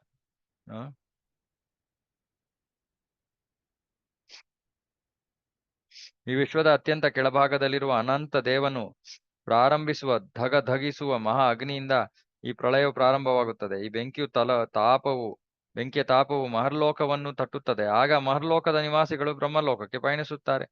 ಅದು ಪರಾರ್ಧ ಕಾಲಕ್ಕೆ 2 ಪಟ್ಟು ದೂರದಲ್ಲಿದೆ. ಬ್ರಹ್ಮಲೋಕದಲ್ಲಿ ಅಸಂಖ್ಯಾತ ವಿಮಾನಗಳಿವೆ. ಅವುಗಳ ನಿಯಂತ್ರಣ ಯಂತ್ರದಿಂದಲ್ಲ, ಮಂತ್ರದಿಂದ. ಬ್ರಹ್ಮಲೋಕದಲ್ಲಿ ಮನಸ್ಸು ಮತ್ತು ಬುದ್ಧಿಶಕ್ತಿಗಳು ಅಸ್ತಿತ್ವದಲ್ಲಿರುವುದರಿಂದ ಅಲ್ಲಿನ ನಿವಾಸಿಗಳು ಸುಖ ದುಃಖಗಳನ್ನು ಅನುಭವಿಸುತ್ತಾರೆ. ಆದರೆ ವೃದ್ಧಾಪ್ಯ, ಮೃತ್ಯು, ಭಯ ಅಥವಾ ದುಃಖಕ್ಕೆ ಅಲ್ಲಿ ಅವಕಾಶವಿಲ್ಲ. ಬ್ರಹ್ಮಲೋಕದ ಬಗ್ಗೆ ಹೇಳ್ತಾ ಇದ್ದಾರೆ. ಅಲ್ಲಿ ಏನಿಲ್ಲ, ವೃದ್ಧಾಪ್ಯ ಇಲ್ಲ, ಮೃತ್ಯು ಇಲ್ಲ, ಭಯ ಇಲ್ಲ, ದುಃಖ ಇಲ್ಲ. ಆದರೆ ಅಗ್ನಿ ಪ್ರಳಯದಲ್ಲಿ ದಹಿಸಿ ಹೋದ ಜೀವಿಗಳ ಸಂಕಷ್ಟವನ್ನು ಕುರಿತು ಅವರು ಅನುಕಂಪ ವ್ಯಕ್ತಪಡಿಸುತ್ತಾರೆ. ಅದೊಂದೇ ಅವರಿಗಿರೋದು. ಆ ತರ ದುಃಖ. ಅಯ್ಯೋ, ಇನ್ನೊಬ್ರನ್ನ ನೋಡಿ, ಅಯ್ಯೋ ಪಾಪ, ಇವ್ರ ಪಾಪ ಕೆಳಲೋಕದಲ್ಲಿದ್ದಲ್ಲೇ ಕಷ್ಟ ಪಡ್ತಾ ಇದ್ದಾರೆ ಅಂತ ಒಂದು ಯೋಚನೆ ಬರುತ್ತೋ ಹೊರತು ಇಲ್ಲಾಂದ್ರೆ ಬೇರೆ ತರ ಅವರಿಗೆ ದುಃಖಗಳಿಲ್ಲ. ಬ್ರಹ್ಮಲೋಕದ ನಿವಾಸಿಗಳಿಗೆ ಮರಣದ ಕಾಲದಲ್ಲಿ ಬದಲಾಯಿಸಬೇಕಾದ ಸ್ಥೂಲ ಐಹಿಕ ಕಾಯಗಳಿಲ್ಲ. ಸ್ಥೂಲ ಶರೀರ ಇಲ್ಲ ಅವರಿಗೆ ಬ್ರಹ್ಮಲೋಕದಲ್ಲಿ. ಆದರೆ ಅವರು ತಮ್ಮ ಸೂಕ್ಷ್ಮ ದೇಹಗಳನ್ನು ಆಧ್ಯಾತ್ಮಿಕ ದೇಹಗಳಾಗಿ ಪರಿವರ್ತಿಸಿಕೊಂಡು ಪರವ್ಯೋಮವನ್ನು ಪ್ರವೇಶಿಸುತ್ತಾರೆ. ಸೊ ಬ್ರಹ್ಮಲೋಕದಲ್ಲಿರೋರಿಗೆ ಸ್ಥೂಲ ಶರೀರ ಇಲ್ಲ. ಸೂಕ್ಷ್ಮ ಶರೀರವನ್ನ ಬದಲಾಯಿಸಿಕೊಂಡು ಆಧ್ಯಾತ್ಮಿಕ ದೇಹಗಳಾಗಿ ಪರಿವರ್ತಿಸಿಕೊಂಡು, ಅಂದ್ರೆ ಆಧ್ಯಾತ್ಮಿಕ ದೇಹವನ್ನ ಪಡ್ಕೊಂಡು ಅವರು ಆಧ್ಯಾತ್ಮಿಕ ಜಗತ್ತನ್ನು ಪ್ರವೇಶ ಮಾಡ್ತಾರೆ. ಬ್ರಹ್ಮಲೋಕದ ನಿವಾಸಿಗಳು 3 ವಿವಿಧ ಬಗೆಗಳಲ್ಲಿ ಪರಿಪೂರ್ಣತೆಯನ್ನು ಸಾಧಿಸಬಹುದು. ತಮ್ಮ ಪುಣ್ಯ ಕಾರ್ಯದ ಫಲದಿಂದ ಬ್ರಹ್ಮಲೋಕವನ್ನು ತಲುಪ ಗುಣವಂತರು ಬ್ರಹ್ಮನ ಪುನರುತ್ಥಾನದ ಅನಂತರ ನಾನಾ ಲೋಕಗಳ ಒಡೆಯರಾಗುತ್ತಾರೆ. ಸೊ ಇದು ಮೊದಲು ಯಾರು ಪುಣ್ಯ ಮಾಡಿ ಪುಣ್ಯವನ್ನ ಅನುಭವಿಸೋಕ್ಕೋಸ್ಕರ ಯಾರು ಬ್ರಹ್ಮಲೋಕಕ್ಕೆ ಹೋಗ್ತಾರೋ ಅವರು ಬ್ರಹ್ಮನ ಸಮಯ ಆದ್ಮೇಲೆ ಅವರು ಬೇರೆ ಬೇರೆ ಲೋಕಗಳ ಒಡೆಯರಾಗ್ತಾರೆ. ಗರ್ಭೋದಕಶಾಹಿ ವಿಷ್ಣುವನ್ನು ಆರಾಧಿಸಿದವರು ಬ್ರಹ್ಮನೊಡನೆ ವಿಮುಕ್ತಿಯನ್ನು ಪಡೆಯುತ್ತಾರೆ. ಗರ್ಭೋದಕಶಾಹಿ ವಿಷ್ಣುವನ್ನು ಯಾರು ಆರಾಧಿಸ್ತಾರೋ ಬ್ರಹ್ಮನೊಂದಿಗೆ ವಿಮುಕ್ತಿಯನ್ನು ಪಡೆಯುತ್ತಾರೆ. ದೇವೋತ್ತಮ ಪುರುಷನ ಪರಿಶುದ್ಧ ಭಕ್ತರಾದವರು ಒಂದು ನೂಕಿನಲ್ಲಿ ವಿಶ್ವದ ಆವರಣವನ್ನು ದಾಟಿಕೊಂಡು ಪರವ್ಯೋಮವನ್ನು ಪ್ರವೇಶಿಸುತ್ತಾರೆ. ಸೊ ಭಗವಂತನ ಭಕ್ತರು ನೇರವಾಗಿ ಹೋಗ್ತಾರೆ. ಪುಣ್ಯ ಮಾಡಿರೋರು ಸ್ವರ್ಗಲೋಕಕ್ಕೆ ಹೋಗಿ ಆಮೇಲೆ ಅಲ್ಲಿಂದ ದೊಡ್ಡ ದೊಡ್ಡ ಸ್ಥಾನಗಳಿಗೆ ಏರ್ತಾರೆ. ಕ್ರಮೇಣವಾಗಿ ಹೀಗೆ ಮುಂದುವರ್ಕೊಂಡು ಹೋಗ್ತಾರೆ. ಯಾರು ಗರ್ಭೋದಕಶಾಹಿ ವಿಷ್ಣುವನ್ನ ಆರಾಧಿಸ್ತಾರೋ ಅವರು ಬ್ರಹ್ಮ ಮುಕ್ತಿ ಆದಾಗ ಅವನ ಜೊತೆ ಅವ್ರಿಗೂ ಮುಕ್ತಿ ಸಿಕ್ಬಿಡುತ್ತೆ. ಆದ್ರೆ ಭಗವಂತನ ಭಕ್ತರು ನೇರವಾಗಿ ಭಗವಂತನ ಧಾಮಕ್ಕೆ ಹೋಗ್ತಾರೆ. ಅವ್ರಿಗೆ ಇವೆಲ್ಲ ಕ್ರಮೇಣವಾದ ಪ್ರಕ್ರಿಯೆ ಇಲ್ಲ. ಅಸಂಖ್ಯಾತ ಬ್ರಹ್ಮಾಂಡಗಳು ನೊರೆಯಂತಹ ಗುಂಫನಗಳ ರೂಪದಲ್ಲಿ ಅಸ್ತಿತ್ವದಲ್ಲಿ ಇರುತ್ತವೆ. ಆದ್ದರಿಂದ ಅವುಗಳಲ್ಲಿ ಕೆಲವು ಮಾತ್ರ ಕಾರಣ ಸಮುದ್ರದ ನೀರಿನಿಂದ ಆವೃತವಾಗಿರುತ್ತವೆ. ಕಾರಣೋದಕಶಾಹಿ ವಿಷ್ಣುವಿನ ಕಟಾಕ್ಷದಿಂದ ಕಲಕಿದಾಗ ಐಹಿಕ ಪ್ರಕೃತಿಯು ಸಮಸ್ತ ಧಾತುಗಳನ್ನು ಉತ್ಪಾದಿಸುತ್ತದೆ. ಅವುಗಳ ಸಂಖ್ಯೆ 8. ಅವು ಕ್ರಮೇಣ ಸೂಕ್ಷ್ಮದಿಂದ ಸ್ಥೂಲ ರೂಪವನ್ನು ತಾಳುತ್ತವೆ. ಅಹಂಕಾರದ ಒಂದು ಭಾಗ ಆಕಾಶ. ಇದು ಸೃಷ್ಟಿಯ ಬಗ್ಗೆ ಹೇಳ್ತಾ ಇದ್ದಾರೆ. ಹಿಂಗೆ ಮಹಾವಿಷ್ಣುವಿನಿಂದ ಬ್ರಹ್ಮಾಂಡಗಳು ಹೊರ ಬರುತ್ತೆ. ಅವುಗಳಲ್ಲಿ 8 ಭೌತಿಕ ಘಟಕಾಂಶಗಳು, 5 ಮೂಲ ಘಟಕಾಂಶಗಳು, ಆಮೇಲೆ ಮನಸ್ಸು, ಬುದ್ಧಿ, ಅಹಂಕಾರ. ಇವುಗಳಿಂದ ಈ ಭೌತಿಕ ಜಗತ್ತು ಸೃಷ್ಟಿಯಾಗತ್ತೆ. ಸೊ ಇಲ್ಲಿ ಸೃಷ್ಟಿಯ ಸಮಯದಲ್ಲಿ ಸೂಕ್ಷ್ಮದಿಂದ ಸ್ಥೂಲ ರೂಪ ಕ್ರಮೇಣವಾಗಿ ಪ್ರಕಟವಾಗ್ತಾ ಹೋಗುತ್ತೆ.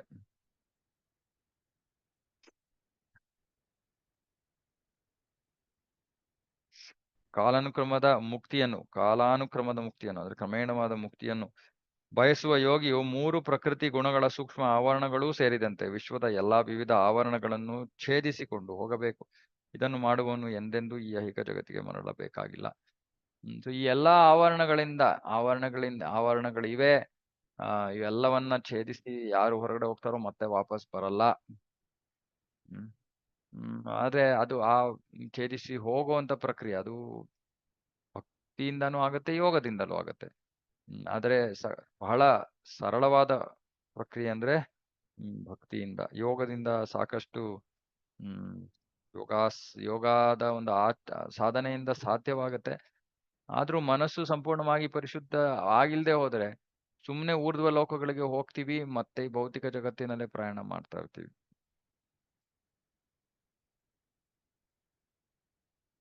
ಶುಕಮುನಿಗಳ ಪ್ರಕಾರ ಇಹ್ಯ ಮತ್ತು ಪರವ್ಯೋಮಗಳ ಮೇಲ್ಕಂಡ ವರ್ಣನೆಗಳು ಕಾಲ್ಪನಿಕವೂ ಅಲ್ಲ, ಅಸಾಧ್ಯವಾದ ಆದರ್ಶವೂ ಅಲ್ಲ. ವಾಸ್ತವ ಸಂಗತಿಗಳನ್ನು ವೇದ ಸ್ತೋತ್ರಗಳಲ್ಲಿ ದಾಖಲಿಸಲಾಗಿದೆ. ಪ್ರಭು ವಾಸುದೇವನನ್ನು ಬ್ರಹ್ಮನು ಸಂತುಷ್ಟಗೊಳಿಸಿದಾಗ ವಾಸುದೇವನು ಇವನ್ನು ತಿಳಿಸಿದ. ವೈಕುಂಠ ಮತ್ತು ಪರಮ ದೇವೋತ್ತಮನನ್ನು ಕುರಿತಂತೆ ಖಚಿತವಾದ ಕಲ್ಪನೆ ಇದ್ದಾಗ ಮಾತ್ರ ಒಬ್ಬ ವ್ಯಕ್ತಿಯು ಜೀವನದಲ್ಲಿ ಸಿದ್ಧಿಯನ್ನು ಸಾಧಿಸಬಲ್ಲ. ಕಲ್ಪನೆ ಅಲ್ಲ, ಖಚಿತವಾದ ವಿಚಾರ. ವ್ಯಕ್ತಿಯು ಸದಾ ದೇವೋತ್ತಮ ಪರಮಪುರುಷನನ್ನು ಕುರಿತು ಚಿಂತಿಸಬೇಕು, ವರ್ಣಿಸಬೇಕು. ಏಕೆಂದರೆ ಇದನ್ನು ಭಗವದ್ಗೀತೆ ಮತ್ತು ಭಾಗವತ ಪುರಾಣ 2 ಗ್ರಂಥಗಳು ಪ್ರತಿಪಾದಿಸಿವೆ. ಈ 2 ಗ್ರಂಥಗಳು ವೇದಗಳನ್ನು ಕುರಿತ ಪ್ರಮಾಣಭೂತವಾದ ವ್ಯಾಖ್ಯಾನಗಳು. ಚೈತನ್ಯ ಮಹಾಪ್ರಭುಗಳು ಈ ಯುಗದ ಪತಿತ ಜನರಿಗಾಗಿ ಎಲ್ಲಾ ವಿಷಯಗಳನ್ನು ಸುಲಭಗೊಳಿಸಿದ್ದಾರೆ. ಆದ್ದರಿಂದ ಸಂಬಂಧಪಟ್ಟ ಎಲ್ಲರೂ ಸುಲಭವಾಗಿ ಅರ್ಥ ಮಾಡಿಕೊಳ್ಳಲೆಂದು ಈ ಚೈತನ್ಯ ಚರಿತಾಮೃತವನ್ನು ಅವರಿಗೆ ನಿರೂಪಿಸಲಾಗಿದೆ. ಇವೆಲ್ಲ ವಿಷಯಗಳನ್ನು ನಾವು ಆಗ್ಲೇ ಭಾಗವತದಲ್ಲಿ ಓದಿದೀವಿ. ಪ್ರಭುಪಾದರು ಈ ಒಂದು ಚಿಂತಾಮಣಿ ಪ್ರಕರ ಸದ್ಮಸು ಕಲ್ಪವೃಕ್ಷ ಈ ಒಂದು ಶ್ಲೋಕಕ್ಕೆ ಹೇಗೆ ಆ ಜಗತ್ತಿನ ಒಂದು ಗುಣರೂಪ ಏನು, ಆ ಜಗತ್ತಿನ ಜಗತ್ತು ಹೇಗಿದೆ, ಈ ಜಗತ್ತು ಹೇಗಿದೆ, ಈ ಜಗತ್ತು ಹೇಗೆ ಸೃಷ್ಟಿಯಾಗಿದೆ, ಆ ಜಗತ್ತಿಗೆ ಹೇಗೆ ಹೋಗೋದು, ಸೊ ಈ ವಿಷಯಗಳ ಬಗ್ಗೆ ಎಲ್ಲ ಸ್ವಲ್ಪ ಇಲ್ಲಿ ವರ್ಣಿಸಿದ್ದಾರೆ.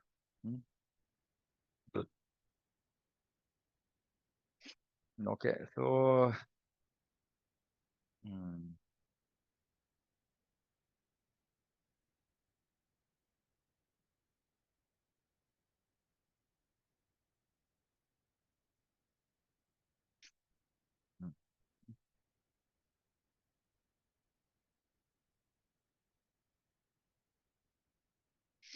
ಸೊ ಈ ಸಾಕಷ್ಟು ವರ್ಣನೆ ಇದೆ. ಇನ್ನು ನಿತ್ಯಾನಂದ ಬಲರಾಮರ ತನಕ ಇನ್ನೂ ಬಂದಿಲ್ಲ. ಇನ್ನೂ ಸೃಷ್ಟಿ ಇದೆಲ್ಲ ಕ್ರಮೇಣವಾಗಿ ಹೋಗಿ ಆಮೇಲೆ ಬಲರಾಮರ ತನಕ ಬರುತ್ತಾರೆ. ಓಕೆ, ಶ್ಲೋಕ 23. ಪ್ರಭು ಕೃಷ್ಣನು ಸ್ವಂತ ರೂಪದಲ್ಲಿ ಮಥುರಾ ಮತ್ತು ದ್ವಾರಕಾ ಪಟ್ಟಣಗಳಲ್ಲಿ ಪ್ರಕಟಗೊಳ್ಳುತ್ತಾನೆ. ಸ್ವಂತ ರೂಪದಲ್ಲಿ. ಆದ್ರೆ ಅದು ವಾಸುದೇವ ಕೃಷ್ಣ, ಶ್ಯಾಮಸುಂದರ ಕೃಷ್ಣ ಅಲ್ಲ.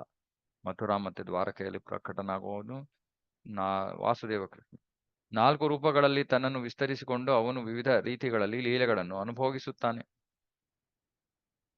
ವಾಸುದೇವ, ಸಂಕರ್ಷಣ, ಪ್ರದ್ಯುಮ್ನ, ಅನಿರುದ್ಧ ಇವು ಆದಿಮವಾದ 4 ರೂಪಗಳು. ಕೃಷ್ಣನಿಂದ ಬಲರಾಮ, ಬಲರಾಮನಿಂದ ಮೊದಲ ಚತುರ್ವ್ಯೂಹ ವಾಸುದೇವ, ಸಂಕರ್ಷಣ, ಪ್ರದ್ಯುಮ್ನ, ಅನಿರುದ್ಧ. ಆ ವಾಸುದೇವ ಮೊದಲು ದೇವಕಿ ಮತ್ತೆ ವಸುದೇವರಿಗೆ ಮಗನಾಗಿ ಪ್ರಕಟನಾಗುವುದು. ಹಾಗಾಗಿ ಅವನನ್ನ ವಾಸುದೇವ ಕೃಷ್ಣ ಅಂತ ಹೇಳ್ತಾರೆ. ಇವುಗಳಿಂದ ಇತರ ಎಲ್ಲ 4 ವಿಸ್ತರಣೆಗಳು ಪ್ರಕಟವಾದವು. ಅವುಗಳೆಲ್ಲವೂ ಶುದ್ಧ ದಿವ್ಯ ಸ್ವರೂಪದವು. ಈ 3 ಸ್ಥಳಗಳಲ್ಲಿ ಮಾತ್ರ, ಅಂದ್ರೆ ದ್ವಾರಕಾ, ಮಥುರಾ, ಗೋಕುಲ, ಲೀಲಾ ವಿಹಾರಿಯಾದ ಪ್ರಭು ಕೃಷ್ಣನು ತನ್ನ ಆಪ್ತ ಸಂಗಾತಿಯರೊಡನೆ ಅನಂತ ಲೀಲೆಗಳನ್ನು ಆಡುತ್ತಾನೆ. 3 ಸ್ಥಳಗಳಲ್ಲಿ ಮಾತ್ರ. ಕೃಷ್ಣ ಇನ್ನೆಲ್ಲೂ ಲೀಲೆಗಳನ್ನ ನಡೆಸಲ್ಲ. ಮಥುರಾ, ದ್ವಾರಕಾ, ಗೋಕುಲ. ವಿಷ್ಣು ಬೇರೆ ಬೇರೆ ಕಡೆ ಲೀಲೆಗಳನ್ನು ನಡೆಸ್ತಾನೆ, ಆದ್ರೆ ಕೃಷ್ಣ ನಡೆಸಲ್ಲ. ಕೃಷ್ಣಂದು ಇಷ್ಟೇ. ಪರವ್ಯೋಮದ ವೈಕುಂಠ ಲೋಕಗಳಲ್ಲಿ ಪ್ರಭು ತನ್ನ ನಾರಾಯಣ ರೂಪದಲ್ಲಿ ಪ್ರಕಟವಾಗಿ ನಾನಾ ಬಗೆಯಲ್ಲಿ ಲೀಲೆಗಳನ್ನು ಪ್ರದರ್ಶಿಸುತ್ತಾನೆ. ವೈಕುಂಠ ಲೋಕದಲ್ಲಿ ಭಗವಂತ ನಾರಾಯಣ ರೂಪದಲ್ಲಿ, ಇದು ಹರಿಧಾಮ. ಹರಿಧಾಮದಲ್ಲಿ ವಿಷ್ಣು ನಾರಾಯಣ ಬೇರೆ ಬೇರೆ ರೂಪಗಳಲ್ಲಿ ಲೀಲೆಗಳನ್ನ ಪ್ರದರ್ಶಿಸ್ತಾನೆ. ಕೃಷ್ಣನ ಸ್ವಂತ ರೂಪದಲ್ಲಿ 2 ಬಾಹುಗಳು ಮಾತ್ರ ಇವೆ. ಆದರೆ ಪ್ರಭು ನಾರಾಯಣನ ರೂಪದಲ್ಲಿ ಅವನಿಗೆ 4 ಬಾಹುಗಳಿವೆ. ಪ್ರಭು ನಾರಾಯಣನು ಶಂಖಚಕ್ರ, ಗದೆ ಮತ್ತು ಕಮಲ ಪುಷ್ಪವನ್ನು ಹಿಡಿದುಕೊಂಡಿರುತ್ತಾನೆ. ಅವನಲ್ಲಿ ಅಪಾರವಾದ ಸಂಪತ್ತಿದೆ. ಶ್ರೀ, ಭೂ ಮತ್ತು ನೀಲ ಎಂಬ ಶಕ್ತಿಗಳು ಅವನ ಪಾದ ಕಮಲಗಳಲ್ಲಿ ಸೇವೆ ಸಲ್ಲಿಸುತ್ತಿವೆ. ಅಗಣಿತ ಶಕ್ತಿಗಳಿವೆ.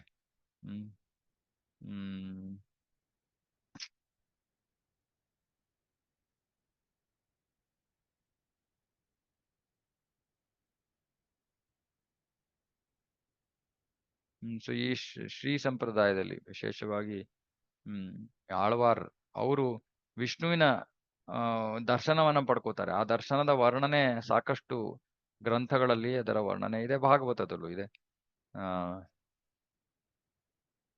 ಇಲ್ಲೊಂದು ಶ್ಲೋಕ ಕೊಟ್ಟಿದ್ದಾರೆ ಭಾವಾರ್ಥದಲ್ಲಿ ಪ್ರಭುಪಾದರು. ದೇವೋತ್ತಮ ಪರಮ ಪುರುಷನಾದ ಪಂಕಜಾಕ್ಷನಾದ ಪ್ರಭು ವಿಷ್ಣು ಐಶ್ವರ್ಯ ದೇವತೆಯಾದ ಲಕ್ಷ್ಮಿಯನ್ನು ತನ್ನ ಎದೆಗೆ ಅಪ್ಪಿಕೊಂಡು ಗರುಡನ ಮೇಲೆ ಆರೂಢನಾಗಿರುವುದನ್ನು ಅವರು ನೋಡಿದರು. ಸೊ ಇವರು ಆಳ್ವಾರರು ನೋಡ್ತಾ ಇದ್ದಾರೆ. ಅವರಿಗೆ ದಿವ್ಯ ದೃಷ್ಟಿ, ಭಗವಂತನ ದರ್ಶನ ಆಗ್ತಾ ಇದೆ. ದರ್ಶನ ಏನು? ಇದು ದರ್ಶನ. ಪಂಕಜಾಕ್ಷ ವಿಷ್ಣು, ಕಮಲದಂತಹ ಕಣ್ಣುಗಳು. ಐಶ್ವರ್ಯ ದೇವತೆಯಾದ ಲಕ್ಷ್ಮಿಯನ್ನು ತನ್ನ ಎದೆಗೆ ಅಪ್ಪಿಕೊಂಡು ಗರುಡನ ಮೇಲೆ ಆರೂಢನಾಗಿರುವುದನ್ನು ಅವರು ನೋಡಿದರು. ಥಳಥಳಿಸುವ ಮಿಂಚಿನಿಂದ ಒಡಗೂಡಿದ ಮಳೆಗಾಲದ ನೀಲ ಮೇಘದಂತೆ ಅವನು ತೋರುತ್ತಿದ್ದ.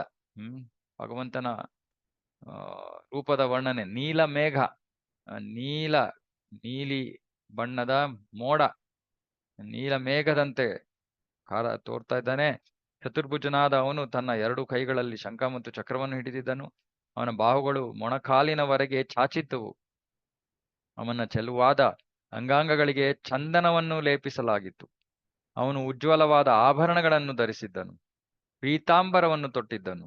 ಅವನ 2 ಪಾರ್ಶ್ವಗಳಲ್ಲೂ ಅವನ ಶಕ್ತಿಯರಾದ ಭೂಮಿ ಮತ್ತು ನೀಲ ನಿಂತಿದ್ದರು ಅಕ್ಕಪಕ್ಕ. ಇದು ಅವರ ಸಾಕ್ಷಾತ್ಕಾರ. ಅವರು ಈ ಒಂದು ಭಗವಂತನ ಈ ರೂಪವನ್ನ, ದೃಶ್ಯವನ್ನ ಅವರು ಅನುಭವಿಸಿದರು. ಗೀತೋಪನಿಷತ್ ಗ್ರಂಥದಲ್ಲಿ ಶ್ರೀ, ಭೂ ಮತ್ತು ನೀಲಾಶಕ್ತಿಗಳನ್ನು ಕುರಿತಂತೆ ಕೆಳಕಂಡ ಪ್ರಸ್ತಾವವಿದೆ. ಪ್ರಭುವಿನ ಪರಮೋಚ್ಚ ಶಕ್ತಿಯಾದ ಮಹಾಲಕ್ಷ್ಮಿಯನ್ನು ನಾನಾ ವಿಧಗಳಲ್ಲಿ ಪರಿಭಾವಿಸಬಹುದು. ಐಹಿಕ ಮತ್ತು ಆಧ್ಯಾತ್ಮಿಕ ಶಕ್ತಿಗಳಿಗೆ ಅವಳು ವಿಭಾಗಗೊಂಡಿದ್ದಾಳೆ. ಅಂದ್ರೆ ಭಗವಂತನ ಶಕ್ತಿ ಐಹಿಕ ಶಕ್ತಿ ಮತ್ತೆ ಆಧ್ಯಾತ್ಮಿಕ ಶಕ್ತಿಯಾಗಿ 2 ವಿಭಾಗಗಳು. ಈ 2 ಲಕ್ಷಣಗಳಲ್ಲೂ ಅವಳು ಇಚ್ಛಾಶಕ್ತಿಯಾಗಿ, ಕ್ರಿಯಾಶಕ್ತಿಯಾಗಿ ಮತ್ತು ಅಂತರಂಗ ಶಕ್ತಿಯಾಗಿ ಕಾರ್ಯ ಮಾಡುತ್ತಾಳೆ.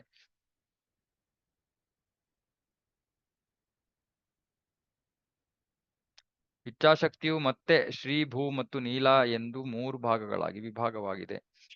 ಸೊ ಭಗವಂತನ 3 ಶಕ್ತಿಗಳಿವೆ ಅಂತ ಇಲ್ಲಿ ಹೇಳ್ತಾ ಇದ್ದಾರೆ. ಇಚ್ಛಾಶಕ್ತಿ, ಕ್ರಿಯಾಶಕ್ತಿ ಮತ್ತು ಅಂತರಂಗ ಶಕ್ತಿ. ಇಚ್ಛಾಶಕ್ತಿ ಶ್ರೀ, ಭೂ ಮತ್ತು ನೀಲ ಅಂತ ಆ ಶಕ್ತಿಯಲ್ಲಿ 3 ವಿಭಾಗಗಳಿವೆ. ಸೊ ಇದು ಬೇಕಾದಷ್ಟು ಬೇರೆ ಬೇರೆ ಗ್ರಂಥಗಳಲ್ಲಿ ಭಗವಂತನ ಶಕ್ತಿಗಳ ಬಗ್ಗೆ ಬೇರೆ ಬೇರೆ ರೀತಿಯ ವರ್ಣನೆ ಇದೆ. ಮಧ್ವಾಚಾರ್ಯರು ಭಗವದ್ಗೀತೆಯನ್ನು 4.6 ಕುರಿತ ತಮ್ಮ ವ್ಯಾಖ್ಯಾನದಲ್ಲಿ ಅಪೌರುಷೇಯ ಧರ್ಮಗ್ರಂಥಗಳಲ್ಲಿಂದ ಉದ್ಧರಿಸುತ್ತಾ ಮಾಯಾಶಕ್ತಿ ದುರ್ಗಾ ಎಂದು ಗ್ರಹಿಸಲಾದ ಐಹಿಕ ಪ್ರಕೃತಿ ಮಾತೆಗೆ ಶ್ರೀ, ಭೂ ಮತ್ತು ನೀಲ ಎಂದು 3 ವಿಭಾಗಗಳಿವೆ ಎಂದು ಹೇಳಿದ್ದಾರೆ. ಆಧ್ಯಾತ್ಮಿಕ ಸಾಮರ್ಥ್ಯದಲ್ಲಿ ದುರ್ಬಲರಾದವರಿಗೆ ಅವಳು ಮಾಯಾಶಕ್ತಿ. ಏಕೆಂದರೆ ಅಂತಹ ಶಕ್ತಿಗಳು ಪ್ರಭು ವಿಷ್ಣುವಿನ ಸೃಷ್ಟಿಸಲ್ಪಟ್ಟ ಶಕ್ತಿಗಳು. ಪ್ರತಿಯೊಂದು ಶಕ್ತಿಯು ಅನಂತನೊಡನೆ ನೇರ ಸಂಬಂಧವನ್ನು ಹೊಂದಿಲ್ಲದಿದ್ದರೂ ಅವು ಪ್ರಭುವಿನ ಅಧೀನ ಶಕ್ತಿಗಳು. ಸೊ ಹೀಗೆ ಭಗವಂತನ ಅಗಣಿತ ಶಕ್ತಿಗಳಿವೆ. ಒಂದೊಂದು ಗ್ರಂಥದಲ್ಲೂ ಒಂದೊಂದು ಶಾಸ್ತ್ರದಲ್ಲೂ ಒಂದೊಂದು ರೀತಿಯಲ್ಲಿ ವರ್ಣನೆ ಇದೆ. ಭಾಗವತ ಸಂದರ್ಭದಲ್ಲಿ ಜೀವಗೋಸ್ವಾಮಿಗಳು ವರ್ಣನೆ ಕೊಡ್ತಾರೆ. ದೇವೋತ್ತಮನ ಶಾಶ್ವತ ಮಂಗಳ ಧಾಮವನ್ನು ಕುರಿತು ಪ್ರಸ್ತಾಪಿಸುತ್ತಾ ಪದ್ಮಪುರಾಣವು ಅದು ಶ್ರೀ ಭೂ ಮತ್ತು ನೀಲಾಶಕ್ತಿಗಳು ಸೇರಿದಂತೆ ಎಲ್ಲಾ ಬಗೆಯ ಐಶ್ವರ್ಯಗಳಿಂದಲೂ ತುಂಬಿ ತುಳುಕುತ್ತಿದೆ ಎಂದು ಹೇಳುತ್ತದೆ.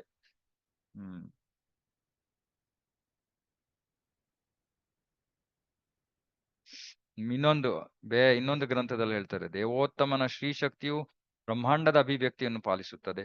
ಭೂ ಎಂಬ ಶಕ್ತಿಯು ಬ್ರಹ್ಮಾಂಡದ ಅಭಿವ್ಯಕ್ತಿಯನ್ನು ಸೃಷ್ಟಿಸುತ್ತದೆ. ದುರ್ಗಾ ಎಂಬ ಶಕ್ತಿಯು ಸೃಷ್ಟಿಯನ್ನು ಲಯಗೊಳಿಸುತ್ತದೆ. ಎಲ್ಲಾ ಶಕ್ತಿಗಳು ಜೀವಿಗಳಿಗೆ ಸಂಬಂಧಪಟ್ಟಂತೆ ಕಾರ್ಯನಿರ್ವಹಿಸುತ್ತವೆ. ಒಂದೊಂದು ಶಾಸ್ತ್ರದಲ್ಲಿ ಒಂದೊಂದು ಹೇಳ್ತಾರೆ. ಅಂದ್ರೆ ನಾವು ಇದನ್ನ ಒಂದೇ ನಿಖರವಾದ ಒಂದು ವರ್ಣನೆ ಅಂತ ನಾವು ಹೇಳಕ್ಕಾಗಲ್ಲ. ಒಂದೊಂದರಲ್ಲಿ ಒಂದೊಂದು ಶಕ್ತಿಯನ್ನ ಒಂದೊಂದು ರೀತಿಯಲ್ಲಿ ವರ್ಣಿಸಿದ್ದಾರೆ. ಅದರ ಕಾರ್ಯವನ್ನು ಒಂದೊಂದು ರೀತಿಯಲ್ಲಿ ವರ್ಣಿಸಿದ್ದಾರೆ. ವಿಶೇಷವಾಗಿ ನಾವು ತಿಳ್ಕೋಬೇಕು, ಇದು ಬಹಿರಂಗ ಶಕ್ತಿ. ಯಾರು ಬಹಿರಂಗ ಶಕ್ತಿಯಿಂದ ಆಕರ್ಷಿತರಾಗಿದ್ದಾರೋ ಅವರು ಭಗವಂತನ ಹತ್ರ ಹೋಗಕ್ಕಾಗಲ್ಲ. ಅಂತರಂಗ ಶಕ್ತಿಯಿಂದ ಆಕರ್ಷಿತರಾಗಬೇಕು. ಅಂತರಂಗ ಶಕ್ತಿ ಅಂದ್ರೆ ಭಕ್ತಿ ಶಕ್ತಿ, ಅಂತರಂಗ ಶಕ್ತಿ ಅಂದ್ರೆ ರಾಧಾರಾಣಿ. ಇದ್ರ ಬಗ್ಗೆ ಆಗ್ಲಿ ನಾವು ಹಿಂದಿನ ಅಧ್ಯಾಯದಲ್ಲಿ ಶ್ರವಣ ಮಾಡಿದ್ವಿ. ಈ ಭೌತಿಕ ಬಹಿರಂಗ ಶಕ್ತಿಯ ವರ್ಣನೆಯ ಅವಶ್ಯಕತೆ ಏನು? ಯಾಕಂದ್ರೆ ಸಿಕ್ಕಾಕೊಂಡಿದೀವಿ ಇಲ್ಲಿ. ಈ ಸಿಕ್ಕಾಕೊಂಡಿರೋದು ಒಳ್ಳೆ ವಿಷಯ ಅಲ್ಲ ಅನ್ನೋದನ್ನ ನಾವು ತಿಳ್ಕೊಂಡು ಭಗವಂತನ ಸೇವೆಯಲ್ಲಿ ಚೆನ್ನಾಗಿ ತೊಡಗಬೇಕು ಅನ್ನೋ ಉದ್ದೇಶ ಅಷ್ಟೇ. ಇಲ್ಲ ಅಂದ್ರೆ ಈ ಎಲ್ಲಾ ಬೇರೆ ವಿಷಯಗಳ ವರ್ಣನೆ ಅವಶ್ಯಕತೆನೇ ಇಲ್ಲ. ಆದ್ರೆ ಅದ್ರ ಕೊಡ್ತಾ ಇರೋದು ಉದ್ದೇಶ ಒಂದೇ, ಅದೆಲ್ಲವನ್ನ ತಿಳ್ಕೊಂಡು ಇಲ್ಲಿ ಮತ್ತೆ ಸಿಕ್ಕಾಕೋಬಾರ್ದು, ಇಲ್ಲಿಂದ ಹೋಗ್ಬೇಕು, ಚೆನ್ನಾಗಿ ಭಕ್ತಿ ಮಾಡ್ಬೇಕು ಅಂತ ಅನ್ನೋದನ್ನ ತಿಳ್ಕೊಳ್ಳಿ ಅಂತ. ಮತ್ತೆ ಯಾರಿಗೆ ಜ್ಞಾನ ಪಡ್ಕೊಳಕ್ ಆಸೆ ಇದೆಯೋ ಬೇಕಾದಷ್ಟು ಶಾಸ್ತ್ರಗಳಲ್ಲಿ ಬೇಕಾದಷ್ಟು ವಿಷಯಗಳಿವೆ. ಅದನ್ನ ಶ್ರವಣ ಮಾಡಿ ನಾವು ನೆನ್ಪಿಟ್ಕೊಳ್ಳಕ್ಕೆ ಪ್ರಯತ್ನ ಮಾಡೋದು.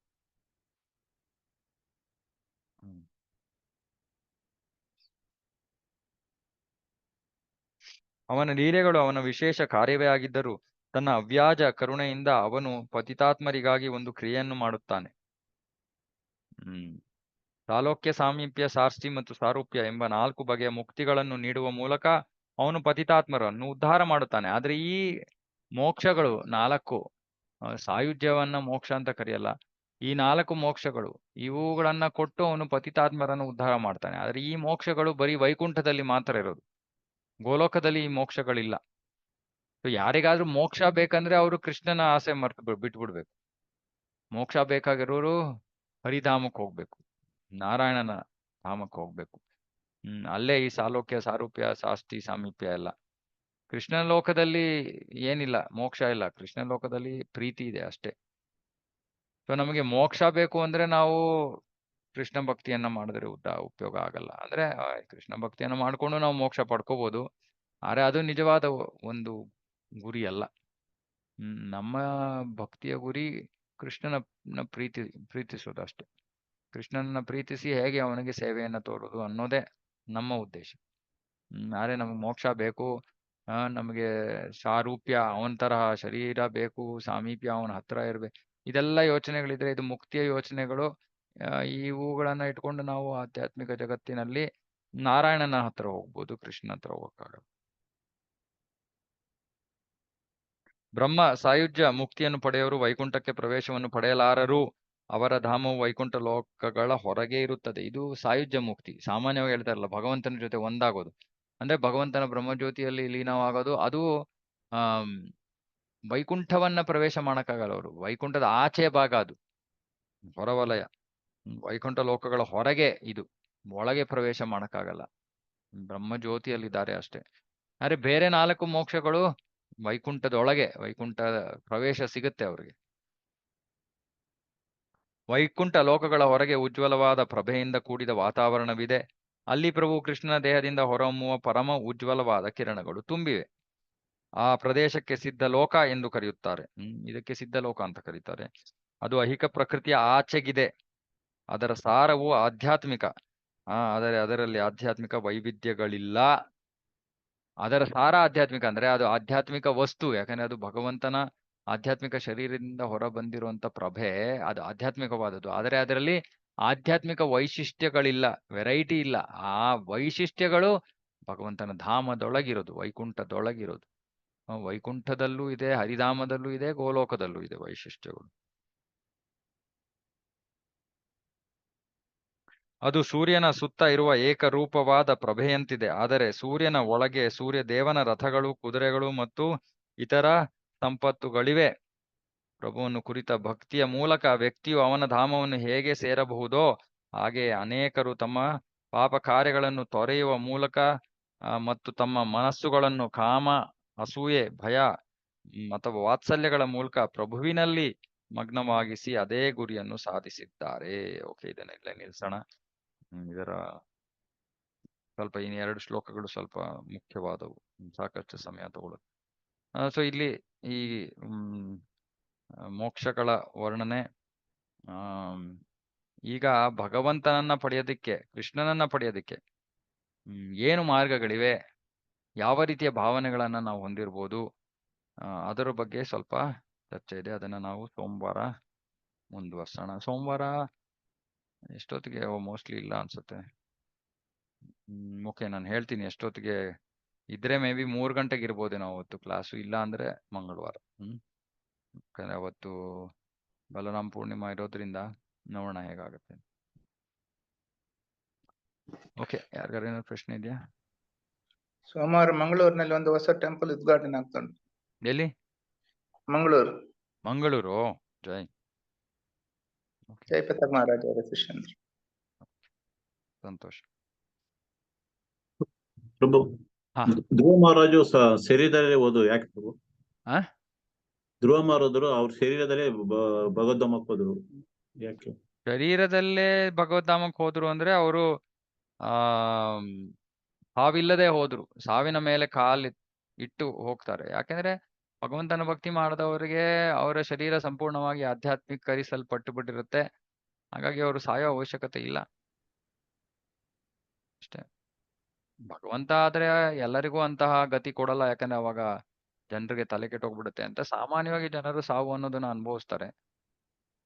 ಆದ್ರೆ ವಿಶೇಷ ಒಂದು ಧ್ರುವ ಮಹಾರಾಜನ ಲೀಲೆ, ಅವನು ತನ್ನ ದೇಹವನ್ನು ತ್ಯಜಿಸದೆ ಹಾಗೆ ಹೋದ.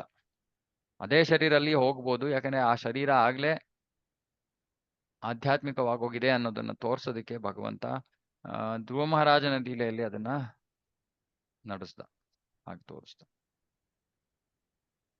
ಅಂಕಿತ ಮಾತಾಜಿ. ಹರೇ ಕೃಷ್ಣ ಪ್ರಭು. ಹರೇ ಕೃಷ್ಣ. ಪ್ರಭು, ನೀವು ಹೇಳಿದಿರಲ್ಲ ಪ್ರಭು, ಭಗವದ್ಗೀತಾದಲ್ಲಿ ಕೃಷ್ಣ ಹೇಳಿದಿರಲ್ಲ ಪ್ರಭು, like for devotees it is different. Devotees when they leave their body, Krishna will personally come and help them ಅಂತ. ಮತ್ತೆ ಭರತ್ ಮಹಾರಾಜ್ ಎಕ್ಸಾಂಪಲ್ ನಮಗೆ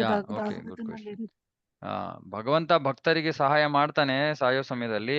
ಭಕ್ತರಿಗೆ ಅದು ಬೇಕು ಅಂದ್ರೆ, ಭರತ್ ಮಹಾರಾಜನಿಗೆ ಜಿಂಕೆ ಬೇಕಾಗಿತ್ತು, ಏನ್ ಮಾಡ? ಕೃಷ್ಣ ನಮ್ಮ ಆಸೆಯನ್ನ ತೆಗೆದಾಕಲ್ಲ, ನಮ್ಮ ಮನಸ್ಸನ್ನ ಬದಲಾಯಿಸಲ್ಲ. ಆದ್ರೆ ನಮಗೆ ಅವನನ್ನೇ ಪಡ್ಕೋಬೇಕು ಅಂತ ಆಸೆ ಇತ್ತು, ಅವನ ಬಗ್ಗೆ ನಮ್ಗೆ ಯೋಚನೆ ಮಾಡಕ್ ಆಗ್ಲಿಲ್ಲ ಅಂದ್ರೆ ಸಮಸ್ಯೆ ಇಲ್ಲ, ಕೃಷ್ಣ ಸಹಾಯ ಮಾಡ್ತಾನೆ. ಅಂದ್ರೆ ಭರತ್ ಮಹಾರಾಜನಿಗೆ ಅವನು ಜಿಂಕೆಗೆ ಆಕರ್ಷಿತನಾಗೋದ್ನಲ್ಲ, ಅವನಿಗೆ ಭಗವಂತ ಬೇಕಾಗಿಲ್ಲ. ಸಾಯೋ ಸಮಯದಲ್ಲೂ ಅವನು ಭಕ್ತಿ ಸೇವೆಯನ್ನ ಬಿಟ್ಟು ಜಿಂಕೆ ಸೇವೆ ಮಾಡ್ತಾ ಇದ್ದ. ಅವನಿಗೆ ಬೇಕಾಗಿದ್ದು ಜಿಂಕೆ, ಭಗವಂತ ಅದಕ್ಕೆ ಅವನಿಗೆ ಜಿಂಕೆ ಕೊಟ್ಟ, ಜಿಂಕೆ ಶರೀರ ಕೊಟ್ಟ. ಭಕ್ತರಿಗೆ ಏನು ಬೇಕೋ ಅದನ್ನು ಕೊಡಕ್ಕೆ ಭಗವಂತ ಸಿದ್ಧನಾಗಿದ್ದಾನೆ. ಭಕ್ತರಿಗೆ ಏನು ಬೇಕು ಅಂತ ಇಷ್ಟಪಡ್ತಾ ಇದ್ದಾರೆ ಅನ್ನೋದು ಮುಖ್ಯ. ಭೌತಿಕವಾದದ್ದು ಇಷ್ಟಪಟ್ರೆ ಭಗವಂತ ಕೊಡ್ತಾನೆ, ಮತ್ತೆ ಸಿಗಾಕೋತೀವಿ ಇಲ್ಲಿ.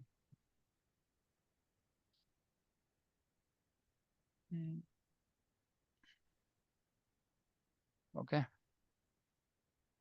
ಇನ್ನೇನಾದ್ರು? चैतन्य चरितामृत की जय, जगत गुरु श्रील प्रभुपाद की जय। वांछा कल्पतरुभ्यश्च कृपा सिंधुभ्यो च पतितानां पावनेभ्यो वैष्णववृंद की जय। हरे कृष्णा। ಹರೇ ಕೃಷ್ಣ.